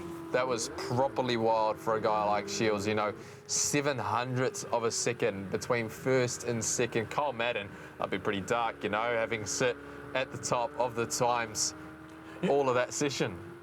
You would be a little bit upset, but obviously if you're Madden, I mean, the interesting thing for Madden is he's in a very good position. You know, you want to be in the top 3 heading into this one. So let's have a look at how it unfolded. So there it is, your pole sitter, Daniel Shields. Just 7/100ths between him and THR Madzi AU, Kyle Madden. It only needs to be 1 lap, and he made it count. So he gets pole position for the 2nd race in a row here at Fuji Speedway. Robert Northway will complete the top 3 with Matthew Pluck on the 2nd row in P4. Motorised Kiwi Michael Robinson will start on the 3rd row in P5. Alongside him will be Monkey Man Matt Smith, Sam Hunter, Simon Bishop, Damien Main, and Daniel Pinkham rounding out the top 10. Pinkham, again, a pretty average qualifying performance from him, but not too surprising, the rest of the guys down the order. So we have it qualifying for race number 2, about to get into all the action very, very shortly. Come to you thinking about Daniel Shields. What did we just see? Oh, it's just wild. You know, last lap belters are pretty common in the world of motorsport, but I didn't actually think we'd get to see one like that in those conditions. So really good effort from Daniel Shields in that race, and we'll just have to see if he can convert it this time in those really tricky conditions. Absolutely. So the winner last one, Robert Northway, sits in, was it 3rd or 4th? 3rd, yeah. 3rd position. So still in a good position to try to take back-to-back wins in this one. So for you picked him last time and said Northway, and you got it. But for you, do you think it is going to be Northway that can get it done, or you're sitting with Shields? Shields? Well, Northway got a really good start in that first race, and that really sort of cemented him in the lead for a while there. A few mistakes sort of cut him off. I'm still going to go for him, though. I still reckon Robert's got it in the bag. Robert for you, Shields for me. I think he's got it after what I just saw there in qualifying. Let's get into the action, ladies and gentlemen. Race number 2, live from FUJI Speedway. Don't go anywhere. Let's go. We'll give them a moment to prep, Dwan. I think you're excited after that first race. Daniel Shields, the man on pole position with Kyle Madden. There was only 700ths between them in that first race. We do have to wonder whether it'll be that close by the end of this one. They get ready to go racing. Northway in P3, Pluck in P4. Any moment now, the revs will rise, the lights will go out, and we go racing. Shields from pole position. It's a relatively even start by the looks of things. Northway gets an okay start, but looks like Simon Bishop behind him has got an even better one. They slot in behind each other. Line astern into turn 1. Shields covers off the line into turn 1. Kyle Madden takes the inside line out of turn 1. It looks like maybe Northway is slotted off the road there. He's gone a little bit wide. He's dropped back to P4. He's managed to recover relatively well now, but Shields is still on the defence, and look at that rain. Just chucking it down here at FUJI Speedway. Shields manages to maintain the lead. Kyle Madden in P2 there. Northway looking a little bit loose, trying to make up some positions, but he's actually dropped back into P4 now with Pluck just up ahead of him. Monkey Man Matt Smith is down in P5 there. Simon Bishop has been the biggest loser of all of them, though. He's down in P14, so a horrific start there from the man who was trying to make up some time, make up some points as well in this championship, and he's fallen back down the order. So keep an eye on Robert Northway here. Man in P4, the race 1 winner. Can he make up some positions and get back-to-back wins? He's definitely going to make it hard for himself now. Sitting down the order, it looks like there's a bit of carnage down behind there. Someone goes for a spin. Not sure exactly who that is. Looks like maybe that was Hunter, Sam Ross Hunter. He's dropped back down to last in the order. Oh, and he gives maybe, it looks like Simon Bishop a hit and ends up turning himself around there. So a little bit more drama. It looks like there was a bit of damage on the front of Simon Bishop's car. So unfortunately for the second weekend straight, he can't stay out of trouble. So we focus on the front runners now. Shields leads Madden from Pluck, from Northway, from Matt Smith. That's your top 5. Just 2 seconds across the top 5. And then motorised Kiwi Michael Robinson, he's down in P6.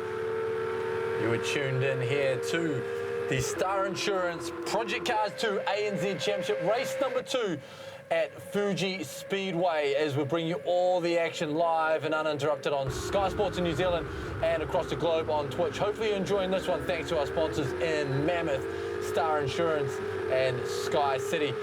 What a fantastic start to the race.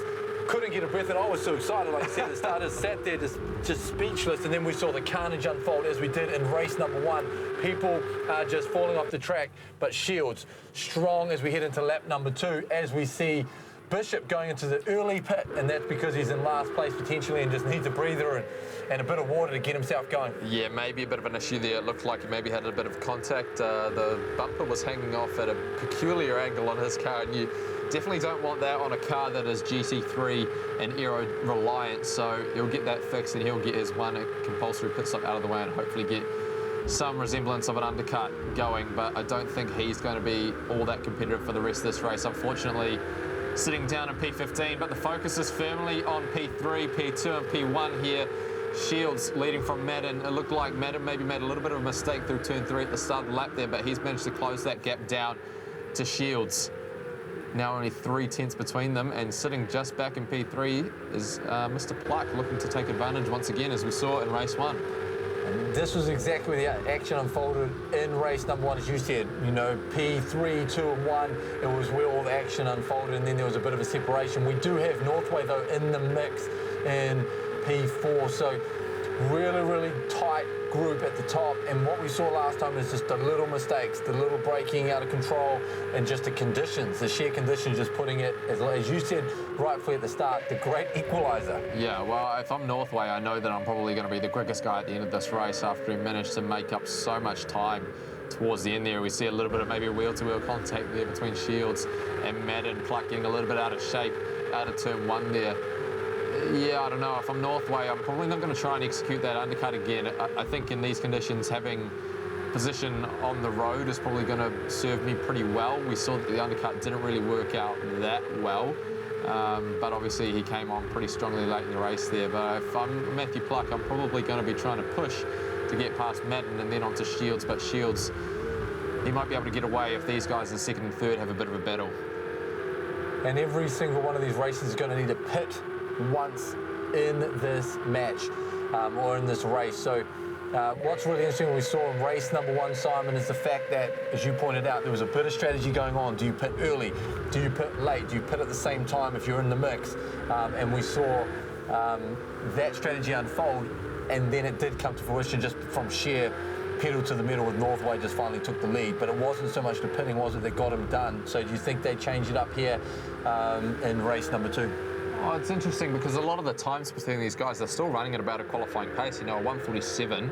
Northway did a 146.7 in that last one, and that's just about good enough to get pole position in that last session. So, you know, for these guys, they're still running around relatively quickly there. So even if you do pit early and try and execute some sort of strategy where you think you're going to be able to get an advantage, these guys at the front are still running insanely quickly. You know, they're not conserving their tyres so much as you might in another maybe hotter race. It is only 19 laps, so the tyres are going to last relatively long. As we see, it looks like Shields and Madden are now battling. There's only a car width between them.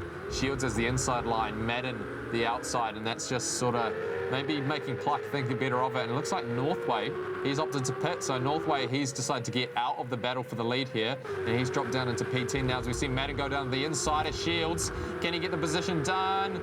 Shields hangs around the outside. That's going to give him the inside for the big sweeping right-hander. But if he can just hold on there, Madden on the outside, it'll give him the inside for the next corner. Who's going to take the position into turn 5? It looks like Shields will just hold on there. So Madden couldn't quite hold on to the position there, but still some great racing nonetheless for P1. Madsy looking really strong in this one. Finished 6th. Wasn't even in the mix in race number 1, though he has been a race winner. And see him right now to mix it up to end the night. He's sitting there and just really pushing Shields to the limit.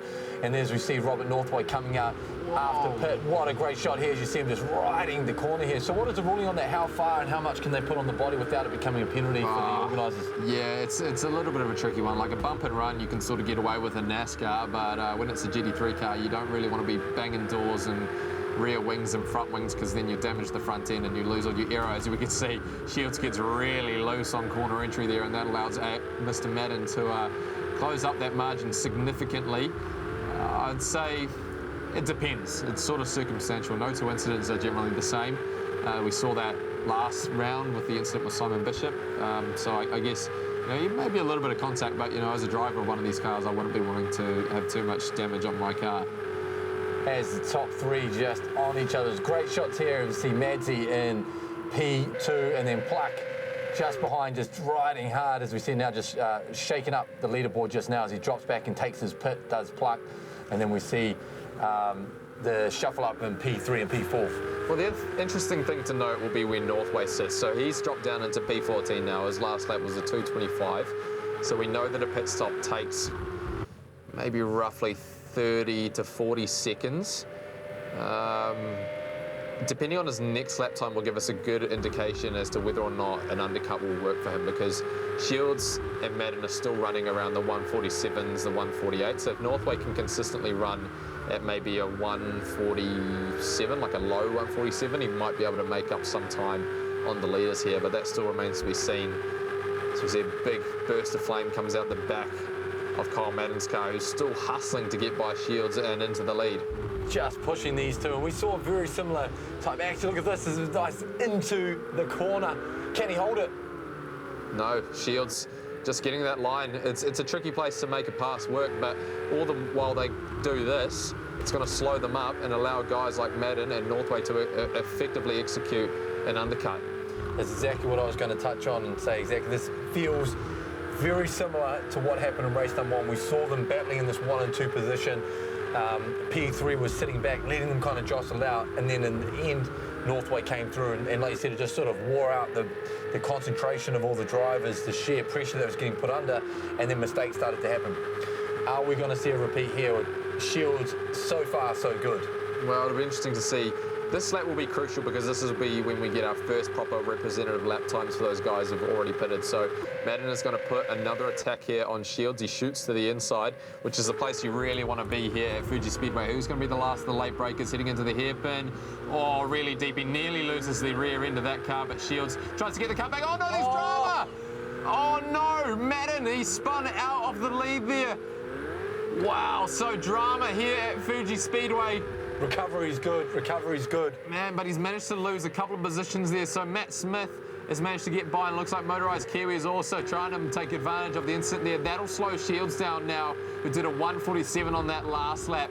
Plucked at a 225. Robert Northway did a 150, so 150 for Robert Northway. That's not the kind of lap time he wants to be setting, but that incident with Shields would have slowed him down with Madden. So Madden has fallen back into the clutches, and now he's 3 seconds back of the lead of Shields. So that's cost him a lot of time, and certainly you'd have to say a position to Northway once the pit stops play out. But who was at fault at that incident? I sort of wonder whether maybe Madden just got a little bit loose on corner exit there. He was already sort of halfway into a spin, and it looked like Shields maybe just gave him a helping hand on the way around. We'll maybe see if we can get a replay on that. But yeah, but an awkward one. Is the recovery was fantastic. Yeah. To be still sitting in third, that could have been just complete disaster. Totally. As we've seen with Simon Bishop, who was just down in 15th because he just came undone completely. So somehow he has regathered. Now Shields, lucky that it's going to put pressure on him to be able to maintain, like you said, to win the race solely from where he came from. But must give it to him for Madsy to be able to hang in there despite the drama and still sit third. He will be okay with that. Yeah, I think so. We'll have to see what his lap time was this time round, see how much time it really cost him, because he did a 147 last time. Yeah, Shields does a 150, and he does a 153, so that's cost him the best part of 5 seconds. Now, in the grand scheme of things, Northway has just done a 146. You know, it's the best part of 5 or 6 seconds faster, and it looks like maybe, is that Madden again going for a spin? That's Madden again. I think he might have, yeah. So he's gone out for a spin again, trying to get past Matt Smith. So that's certainly going to cost him a shot at the podium, I'd say, at this point. So mistakes creeping in there for Madden. He's fallen out of contention, now down into P4 overall. Shields still leading the way, but after that little bit of a kerfuffle there with Madden, he's lost the best part of 3 seconds, and Northway did a 146. So he's 4 seconds faster. Rising. I want to say, and it's going to sound like a very bad pun to everyone at home, is when it rains, it pours. I mean, certainly when you saw it just started to unfold for Madsy, it just was like once it crept, and we saw that exact same thing happen in race number 1, is once a mistake started creeping in, they just couldn't regather, and I'm not sure whether it's conditions or a mix of that plus the concentration, but certainly, like you said, I think that's going to cost him a podium finish tonight. Yeah, it's an odd one. You sort of wonder whether maybe he's a little bit tired. You know, it's getting late in the evening. He's already done one race here. Physically, probably not so much, but mentally, the fatigue is, causing you to have those mammoth moments. It's not great to be having those issues, because now he's dropped down to P4. He could have been challenging for the win here, but you'd have to say after those mistakes, he's well out of contention now, 6 seconds back of Shields. Let's really tune in to Damien Main from Victoria, Australia. Good surfing comp going on over there, down there in Victoria at Bowles Beach for any of the surfers at the moment. So good stuff down there. And obviously Torquay, they've got great another motor racing event that's down there in that part of the world. So good to see some of these other gentlemen here tonight, because the action's been really at the front for most of it. So jumping with some of the other competitors, I'm sure there's some fans of theirs, and Dave Stone, Gamer Tag, and Daniel Pinkham. So good to see some of these, I'm going to say, haven't been challenging for the lead so far, but it's good to sort of get around the race course and pick up some of our other competitors. Remembering that, yes, whilst you want to win and win well, it's always great. The real goal for these gentlemen is to really try to get to the top 8 out of 16, so they get the chance to head along to SkyCITY Theatre in Auckland for the grand final and final finale event. Tickets are on sale for tickettech.com. I'll be there now that you've allowed me into the I'm not going to say commentary, but I'm going to say comments booth. But certainly, Brendan will be back. You'll be there. I'll be there. Hopefully, everyone at home wants to tune in, grab a ticket, and come along. I mean, the thing is, 700 plus people in that theatre. Yep. Big jumbo screen. The top races that you see here in person. Racing. Mammoth will be here. Get yourself a free drink. I mean, that's why I'm getting jacked up. I've been drinking, 45 grams of protein, getting swole, as you said, while I sit here on ANZ Day enjoying all the action here in the Star Insurance Project Cars 2 ANZ Championship. As we head into roughly the midway point of this one, race number 2 of week number 3. So for you, Simon, I mean, as we go back to Pluck and his position sitting in 10th. Yeah, sort of kept a little bit quiet after that little bit of a moment, I guess, between those 4 guys. You know, they're all out by themselves in front of those sort of the top 5 area, I guess. Matthew Pluck just settling in there to P10. He's just in arrears of Northway. The thing for these guys now is that they've just got to close those margins and hope that when Shields and Matt Smith and Michael Robinson pit, that they're going to basically jump them in the pit stop sequence. So we're expecting the rain will probably get a little bit heavier now, as it did in race 1. We'll see that those thunderstorm conditions probably come back into play. That might affect Shields. We sort of wondered whether or not that's just a weakness of Shields, not used to racing in torrential thunderstorms. But yeah, we'll just see how it plays out as we're on lap 8 of 19. And Simon Bishop still carrying a bit of battle scars on the front end of his car. Maybe just can't quite stay out of trouble. He's a minute back of the lead now. Still looking at the top 10 from the outside. Simon Bishop, though, wonderful competitor in digital sim racing, if you want to call it that. 2018 GT regional finalist. Believe that he won. He was a champion of the Logitech G tournament, so really knows his way around these sort of tournaments. And really unfortunate for him tonight. Tricky conditions, heavy weather conditions, and comes off early and hasn't really been able to push or challenge the top. Yeah, and I guess for someone like Simon, Project Cars 2 isn't really his forte. Gran Turismo Sport is definitely probably his go-to, probably used to different kinds of cars and things. So maybe the GT3 car not quite to his liking. We've noticed definitely in this competition that the GT3 car isn't as pointy as what some people would like them to be. They're a lot more oversteery. The rear of them sort of moves around a lot more than what these guys would like, especially under braking. When you have a pointy car, it probably understeers a little bit more, and it's probably nicer to drive than an oversteery car like this, especially one that's got traction control. So we go on board now with Daniel Shields, who currently leads the way. He's been leading from start to finish, and obviously almost got clipped on the way through in an incident a couple of laps back. So he's been racing really, really solidly. Northway, though, interesting man there in P8 at the moment. As you said, he's the one who's going to be watch out for him shortly when we start to see the pits. And here it is right now as we start to see one of the leading group pit for the first time. So Madden, one of those guys who unfortunately made a pair of mistakes, relatively big ones as well, ones that have cost him quite a lot of time, unfortunately. He sits there idle in the pit lane. We wait for him to get going. Maybe he's having a few more things adjusted on his car, which is slowing him down a little bit. We see Daniel Pinkham take to the grass. Oh, he's gone. Dear me, that's a clumsy move there. It looked like he was trying to get past Coopers, but has ended up on the grass. Cooper's lucky to get away without too much in the way of damage. He carries on unabated, but Pinkham drops the best part of 6 or 7 seconds now. Currently now in P6, but effectively on the road a bit further down. Northway is, I guess you could say, is your effective second place in this race, depending on how Shields goes. Elsa Cooper's just gets a little bit out of shape there into the hairpin. Shields is, he's done 10 laps so far, and his last lap time was a 1:47.7. Northway did a 1:46.9, so Northway nearly a second quicker than Shields on that last lap. That'll definitely help his chances once Shields makes his pit stop. The deficit between those guys is 31 seconds. So whether or not that's enough for Northway to get the jump on him in the pit lane, we'll have to wait and see. I imagine Shields will be coming into the pit lane relatively soon as those conditions worsen. He's going to have to come in there very, very shortly. 9 laps to go here in race number 2 for the evening, week number 3 from the Star Insurance Project Cars 2 ANZ Championship. Plenty at stake as all the points will matter as we head through to week number 7 and crown a champion of the series. Week 1, we saw Madzi AU. Week 2, Daniel Shields, the man on camera right now, was the winner last week, both hailing from Brisbane. And then we saw the winner in week number 3, race number 1, just earlier this evening, Robert Northway from New Zealand. So what is going to unfold here as we get to the later laps of this one? 8 laps to go in this one. Here we go. This is the critical one that we need to look at now. Shields is down in P6. Can we get some visual on him and see where he sits relative to Northway? It looks like Northway's managed to jump him in the pit lane, as has Pluck.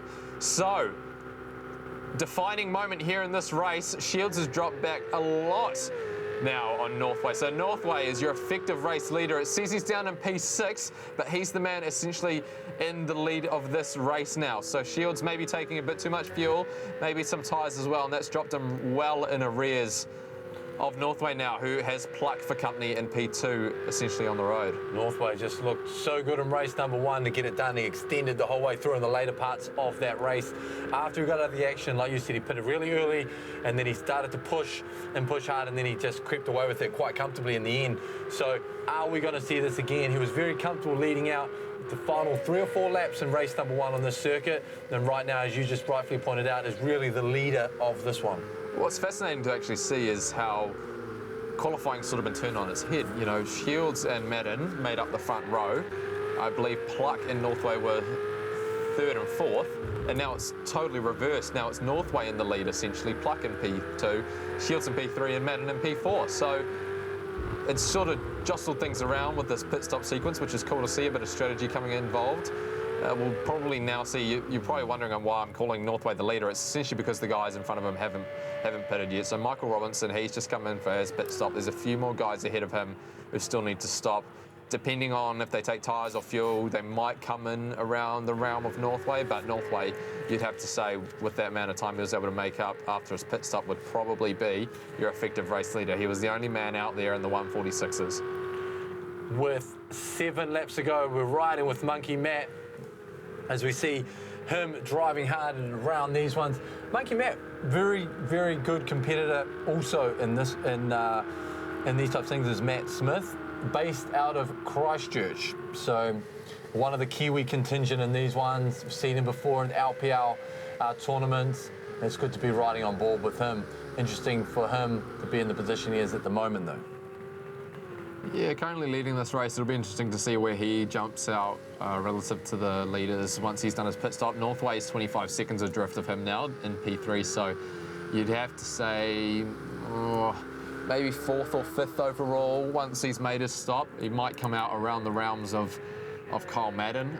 Shields, I think, is probably going to secure maybe the last step on the podium, but we'll have to wait and see now with Matt Smith and Damien Main still to pit. So Damien Main, now we're watching on screen, he's in P2 in that beautiful red and white Ferrari 488. Matt Smith still currently tracking on lap 12, hasn't made his pit stop just yet, but we can imagine that he will be coming into the pit lane very, very shortly. Tell you what, bit of sunshine now. Yeah, well, it's gone the other way, hasn't it? The sun's coming out, and we thought we'd get more thunderstorms. I know, we thought it was going to be, it was dramatic in race 1 with sort of thunderstorms and, you know, close tyre-to-tyre action, and now we're getting a little bit of sun. Yeah, maybe just a bit of a rain shower. What is it, Auckland? Yeah, you'd have to wonder, eh? It's not in Japan. I tell you what, I've been in a proper thunderstorm in Japan, and it is terrifying. They do things big in Japan. It's like, it's mammoth, it's huge. It's mammoth, all right. Makes me thirsty. Thinking about the sun and just the sheer, you know, actually, I tell you what, Japan, though, really, really love their electronics and video games. So not only that, also, like we're watching right now, big motor racing courses enthusiasts. So they do great things over there in Japan. Great country to visit. As we see, Northway, to your point, should shortly come out in first spot.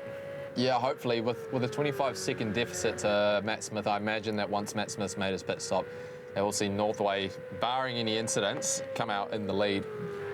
Hopefully everyone is buckling up, because the last 5 laps or so, as we saw in the last race, was just insane action as everyone was jostling right to the end. So once the final pits are going to be done in positions P1, P2, it will really come down to the final sprint with 5 or so laps to go, Simon. And we saw plenty of action in race number 1 to suggest that we will see very much the same in a lap from now. Yeah, you sort of have to wonder whether or not Pluck's going to be able to catch Northway. As we see, Northway maybe makes just a little bit of a mistake there. Just got caught out maybe by one of those big puddles. Pluck is in P4, Northway in P3, effectively first and second on the road. Pluck's last lap was a 147.6, Northway's last lap was a 147.2. So Northway just that little bit quicker than Pluck at the moment. So we keep an eye on Mr. Matthew Pluck. Pluck raced really well here in race number 2, hasn't he? Yeah, the man from Christchurch doing a fantastic job to hopefully get us another 1-2 finish here. Did the same order as what we had in race 1, so... Anzac Day. Anzac, how good. I think it was probably glad that we were talking about Anzac Day, going to the beach and whatnot. I think people didn't really like that comment, I don't think, when we looked on Twitch earlier on. But the sun is sort of half out, half on. And hopefully everyone around the country and tuning in online are enjoying this action here on an Anzac Day. We're enjoying it. Oh, it's great to be in here. Appreciate Simon taking the time to welcome me in, and been great to be part of this broadcast as we narrow down to the final 5 laps here in week number 3.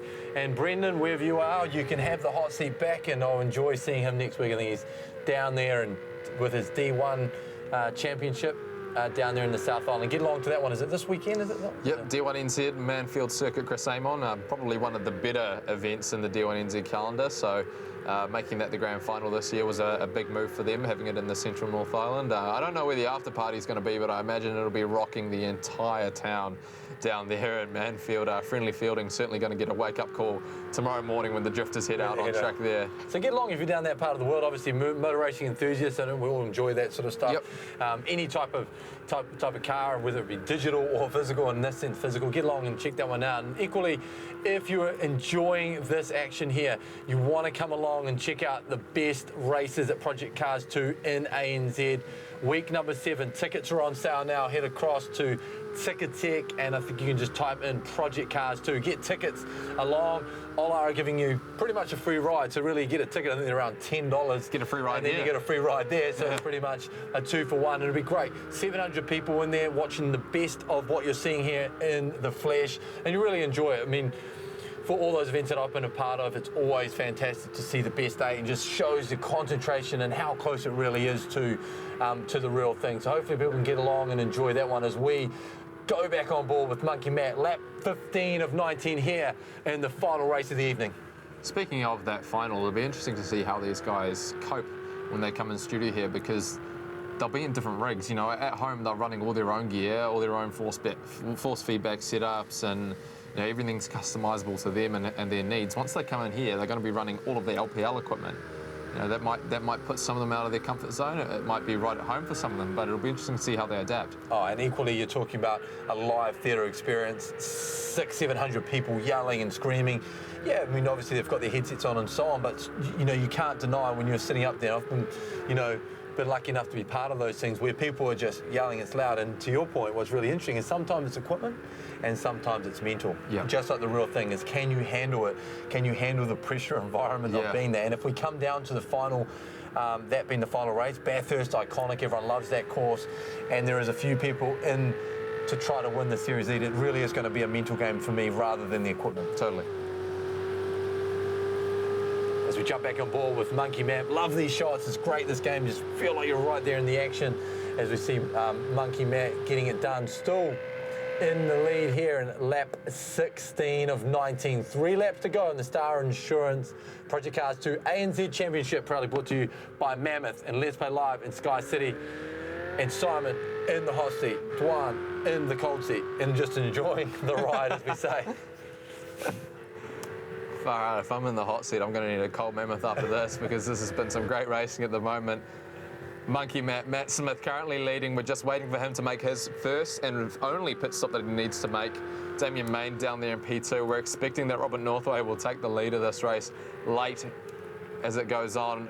Matthew Pluck there sitting in P4. It doesn't look like he's cutting into that lead of Northway, so it looks like, sans any issues, it will be a back-to-back win there for Northway as it stands, but we'll wait and see how this plays out. Daniel Shields sitting back there in P5 overall. It'll be interesting to see whether or not Matt Smith will come in around that maybe 4th or 5th position once he's done his pit stop, but I think there'll definitely be a good battle emerging here once those final 2 pits have been made. I just want to make note of Simon Bishop. Back up into P8 at the moment, so he's done a really good job. Good recovery. Good recovery to sort of grind up, and again, those points were really, really important for him, and it just shows that he's done, as we see the man himself on there, it's just excellent race, really, to pull himself back from really what was, you know, deep into last place. Yeah, it was a horror start for Simon Bishop. It looked like he maybe got caught up in somebody else's incident, and that meant he needed to come into the pit lane early, so did his one and only pit stop and basically has been trying to make up some positions ever since there. We've seen a few guys drop out of the competition. Unfortunately, we've only got 13 competitors left, so maybe guys with too much damage to their cars.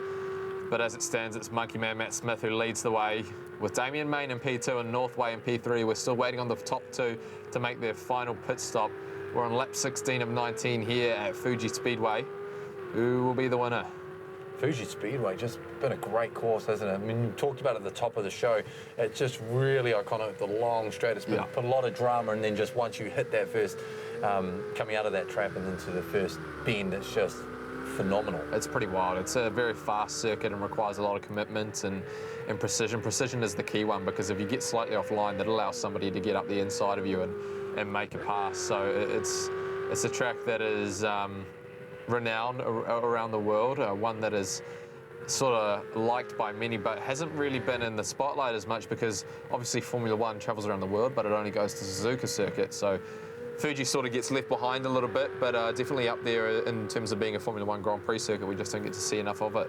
Well, in the championship over the next 2 weeks, week 4, week 5, we're going to stay in Japan before we head across to, I believe, Dubai, and then back into Mount Panorama for the final event. So to look forward to in the next couple of weeks, the other 2 courses we're going to see in Japan. Yep, so we go to a track on Project Cars called SKYCITY circuit. So some of the licensing things around games means that you can't actually have the real name of the circuit. So Suzuka circuit is it's called SKYCITY circuit on this. It's slightly different in terms of the layout, but as most will recognise it as. Yeah, it's pretty much Suzuka. And then we go to Sportsland Sugo, which is a personal favourite of mine. It kind of reminds me of one of those weird little New Zealand tracks, kind of narrow in places. You call our tracks weird? Dwan. Yeah, of course. Come on. If we put Pukekohe Park next to an onion field of an onion farm, it's pretty weird, okay? So, that's right, that's right. But no, Sportland Sugo is really cool. A lot of elevation change. We see Monkey Man Matt Smith come into the pit lane now. It's got a 90-degree right-hander for turn 1, and then another 90-degree right-hander for turn 2, and then this weird undulating section with a really tight chicane, and you go through almost like a forested section. It just requires a lot of commitment and lots of precision, a bit like Fuji, but really narrow. So that's a circuit where qualifying will probably be quite important. But I'm really looking forward to it. It kind of reminds me of Invercargill down in the South Island. Big shout out to Invercargill too. Yeah, I hope we got some Invers viewers. Obviously Simon Bishop from Dunedin. He's from probably the deepest of our desert. There's a few from Christchurch, Bull, and of course Robert Northway, who we see on screen right now, both from down there in the deep south. But yeah, Invercargill. Great little place, great little place. Big fan. Big fan. I must say the curries in Invercargill are really good. You probably wouldn't think so, being like the far south of New Zealand, but there are some mean curry houses down in Invercargill. As we talk curries and such to the like, I mean, I'm talking, it is 1 lap to go, to your point. Robert Northway looking good. He's going to go back to back. You called it. Yeah. I don't know whether I like that or not, but fair call and great call, as everyone is taking their pit now, and we're seeing Northway really on what should be quite, like, needs to stay in control, but certainly should be a nice little bit of a nice lap here. Yeah, he's got the best part of 2.7 seconds over Pluck now, so he's got a lap and a half to go here. He'll cross the line and go on to his final lap there. Shields has managed to recover and get up into P3, as has Madden. He's managed P4, but we sort of expected those two to be the ones vying for the lead. Shields, crucially, 3.8 seconds back of Northway, and it cost him, when he had that little incident with Madden, the best part of 3 or 4 seconds. So if not for that little kerfuffle, that bingle with Madden, I imagine he probably would have been fighting here with Northway for the win. Unfortunately, he's not, though.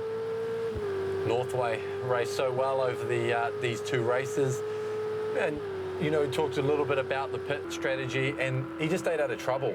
I mean, race number 1 was a lot different. He was really pushing and really driving, and deserved it when he overtook. Totally. But certainly in this one, he's kind of played it safe, and it's just kind of paid off for him. Yeah, I think Northway's just been sort of measured in his approach, got out of the trouble, sort of could see that, you know, the top 4 of those guys were really close together, decided, you know, I'll just get out of this dirty air and jump into the pit lane, get my compulsory pit stop done, and hopefully just set some fast laps. And that's exactly what he's done. He's been able to execute the undercut to perfection, albeit with a little bit of help from Shields and Madden, who had a little bit of a kerfuffle midway through the race here, and it looks like Shields is going to make maybe one last push to get back some points Pluck in P2 there. This is the final lap, if you're wondering. Northway is your leader, the best part of 3 seconds the advantage. We're expecting him to come across the line in maybe about 30 seconds, but Pluck and Shields are still battling for that last place on the podium. Madden is well back in P4 there, 7 seconds in arrears of Northway, but Pluck, he's just got to hold on for dear life. There's only half a lap to go here at FUJI Speedway. Northway, 3 seconds in the lead. Can Shields get one back on Pluck? Great scenes, great scenes. Is pushing right to the final turn. Well, this is the opportunity, isn't it? As well, we're going to switch away to Northway. We're hoping to see Pluck and Shields maybe battle for that final position. Looks like Pluck's going to go on the defensive. Shields is going to cut back. Doesn't quite get the best run out of the corner. What does he do here? Does he try and dive deep? Oh, no, it's going to be a drag race to the finish. But at the front of the field, it looks like it's going to be Robert Northway is going to come across the line and take back-to-back wins here at FUJI Speedway. 2 from 2. The man, he shakes his nose, says, yep, I've got it. I'm back in the championship. And he will be one of the fan favourites going into round 4. The battle for second, though, goes right down to the line, just a few tenths between them, but Pluck manages to just hang on. Shields gets P3 there. Madden crosses the line to get P4 there. Matt Smith, the monkey man, he's going to be P5. Motorised Kiwi, a distant P6. Michael Robinson. And we wait. Shields back-to-back third places in that one. So he'll be, I mean, that's solid. 164 points in the championship for both those races, but certainly 200 in each for Robert Northway. He'll be enjoying that. That puts him, like you said, back into the championship standings. Yeah, that'll give him a mammoth advantage going into the next couple of races. We'll be interested to see where he sort of sits in the standings. I wasn't sure that he was actually leading. I think it might have been Madden who was leading the way, but we'll have to keep an eye on that. As we watch Simon Bishop come across the line, he's in P8 now. Coopers will cross the line in 9th, hopefully. And then we will wait for the last man on the top 10 to cross the line in a distant 10th place. There it is, Benjamin Crow. Benjamin Crow. So it's been a tough evening, though, for some. Certainly, I mean, the conditions have been treacherous. A lot of drama here on Fuji. So for you, what do you take away from week number 3 and the results so far? I'm just going to say that I called it. Yeah, well, that's always a fair thing to say. Yep, you'll take that one on here on Anzac Day that you did call it. I wasn't too sure when we saw that one, but certainly bang on with Robert Northway. But Shields, really, really good. Yeah. 2 back-to-back thirds. Yeah. And he'll like that as we progress through into week number 4. Yeah, and a good effort from Pluck as well to get P2. Really good result from him. So we see here are the standings. FUJI Speedway, Robert Murphy's Law, Northway goes back-to-back here in Japan. The first leg of the Japanese triple header. Matthew Pluck picks up P2. Daniel Shields picks up P3. THR Maziau, your man, Kyle Madden, he was your championship leader, but we'll have to keep an eye on the championship standings and see where he sits now. Monkey Matt Smith picks up P5. Damien Main, Simon Bishop, Alistair Coopers, Benjamin Crow, Daniel Pinkham round out your top 10 with Shane T. Meng and Dave Roberts, unfortunately on the outside looking in 11th and 12th. Yeah, well, there you have it. That was race number 2 here in our PR studios for the ANZ Project Cars 2 Championship. We're going to take a short break. When we come back, we'll wrap up all the results and where the standings sit. So do not go anywhere. Back in just a few moments. The Star Insurance Project Cars 2 ANZ Championship is proudly brought to you in association with Playtech. Technology at play.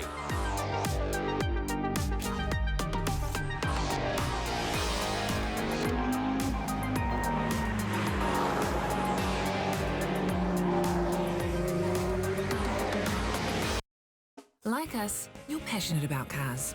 At Star Insurance Specialist, we create custom policies for Kiwis with exceptional vehicles. If you own a vintage, classic, performance, project or prestige car, your needs don't fit neatly into a box. We think special and unique cars deserve special and unique insurance. We don't let robots determine policy or price. Get on the road with a custom policy from Star Insurance Specialists. Go to starinsure.co.nz today.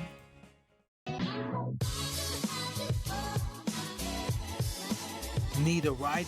Thanks to All Out and Let's Play Live, we are hooking you up. Simply download the All Out app and type in the code Let's Ride to get your first ride free. T's and C's apply.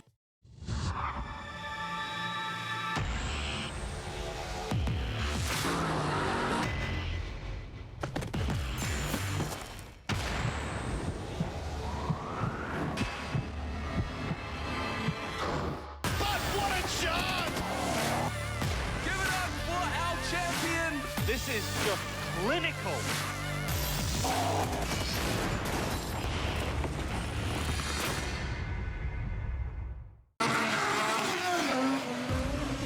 The title fight is here. Join us at Manfield Raceway for the Galore Parks D1NZ Championship Grand Final. 5 drivers line up for their shot at the final podium of the season. For the first time ever, it's Nissan versus Ford. Will Darren Kelly score another victory for the RBs, or will Fanger Dan bring the V8 heat with Adam Davies right behind in his 13B Rotary? Plus, it's the final round of the Turbo Smart Pro Sport Restricted class, with Michael Thorley battling Taylor James and Kurt Blackie for the 2019 title. Champions will be crowned. Mimico Industrial Machinery presents Round 5, the Grand Final, Manfield Circuit, Chris Amon, April 26th and 27th, 2019. Tickets at the gate or book online at d1nz.com.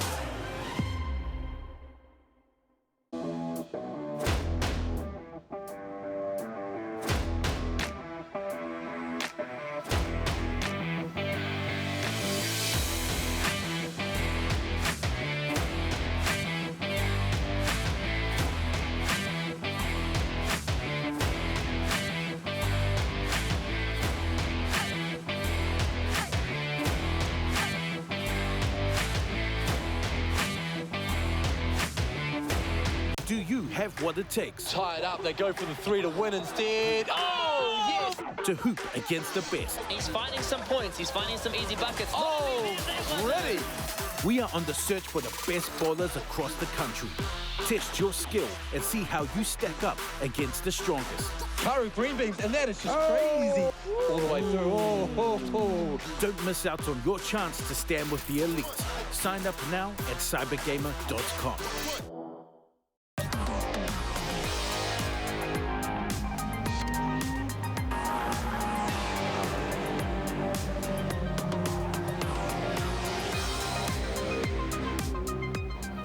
If you have loved all the action here in Project Cars 2, make sure you get along to the live grand final at SkyCITY Theatre on the 23rd of May.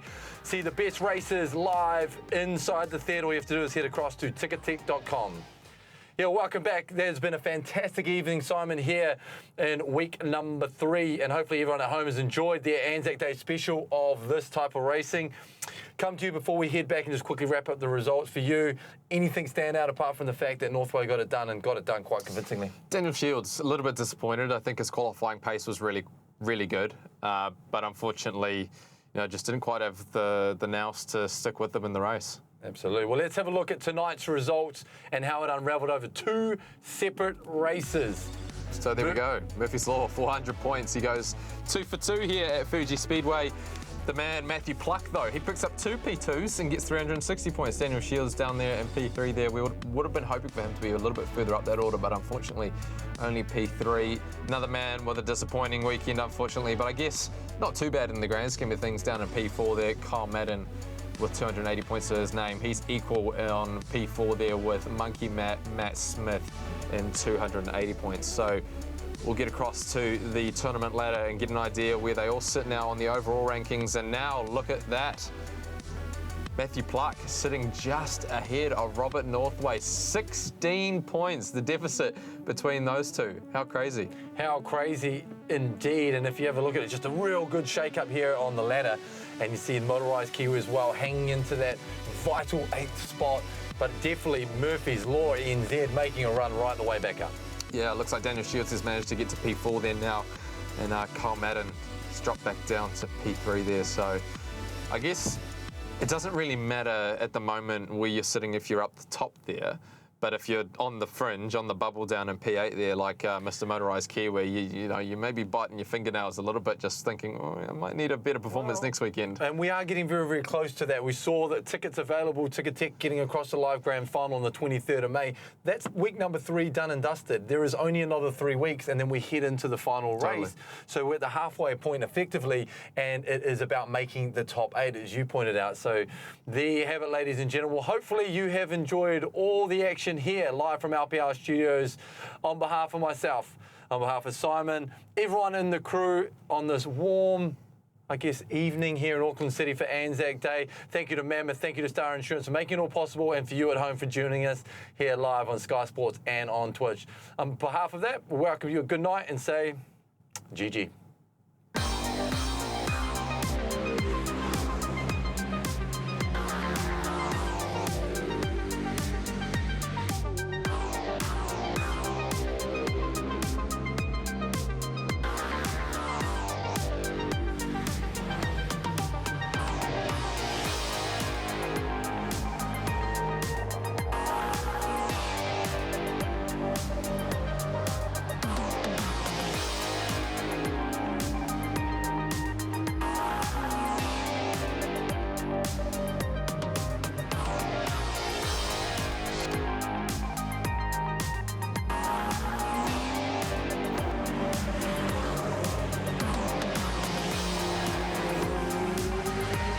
This LPL Pro presentation was proudly brought to you by Star Insurance.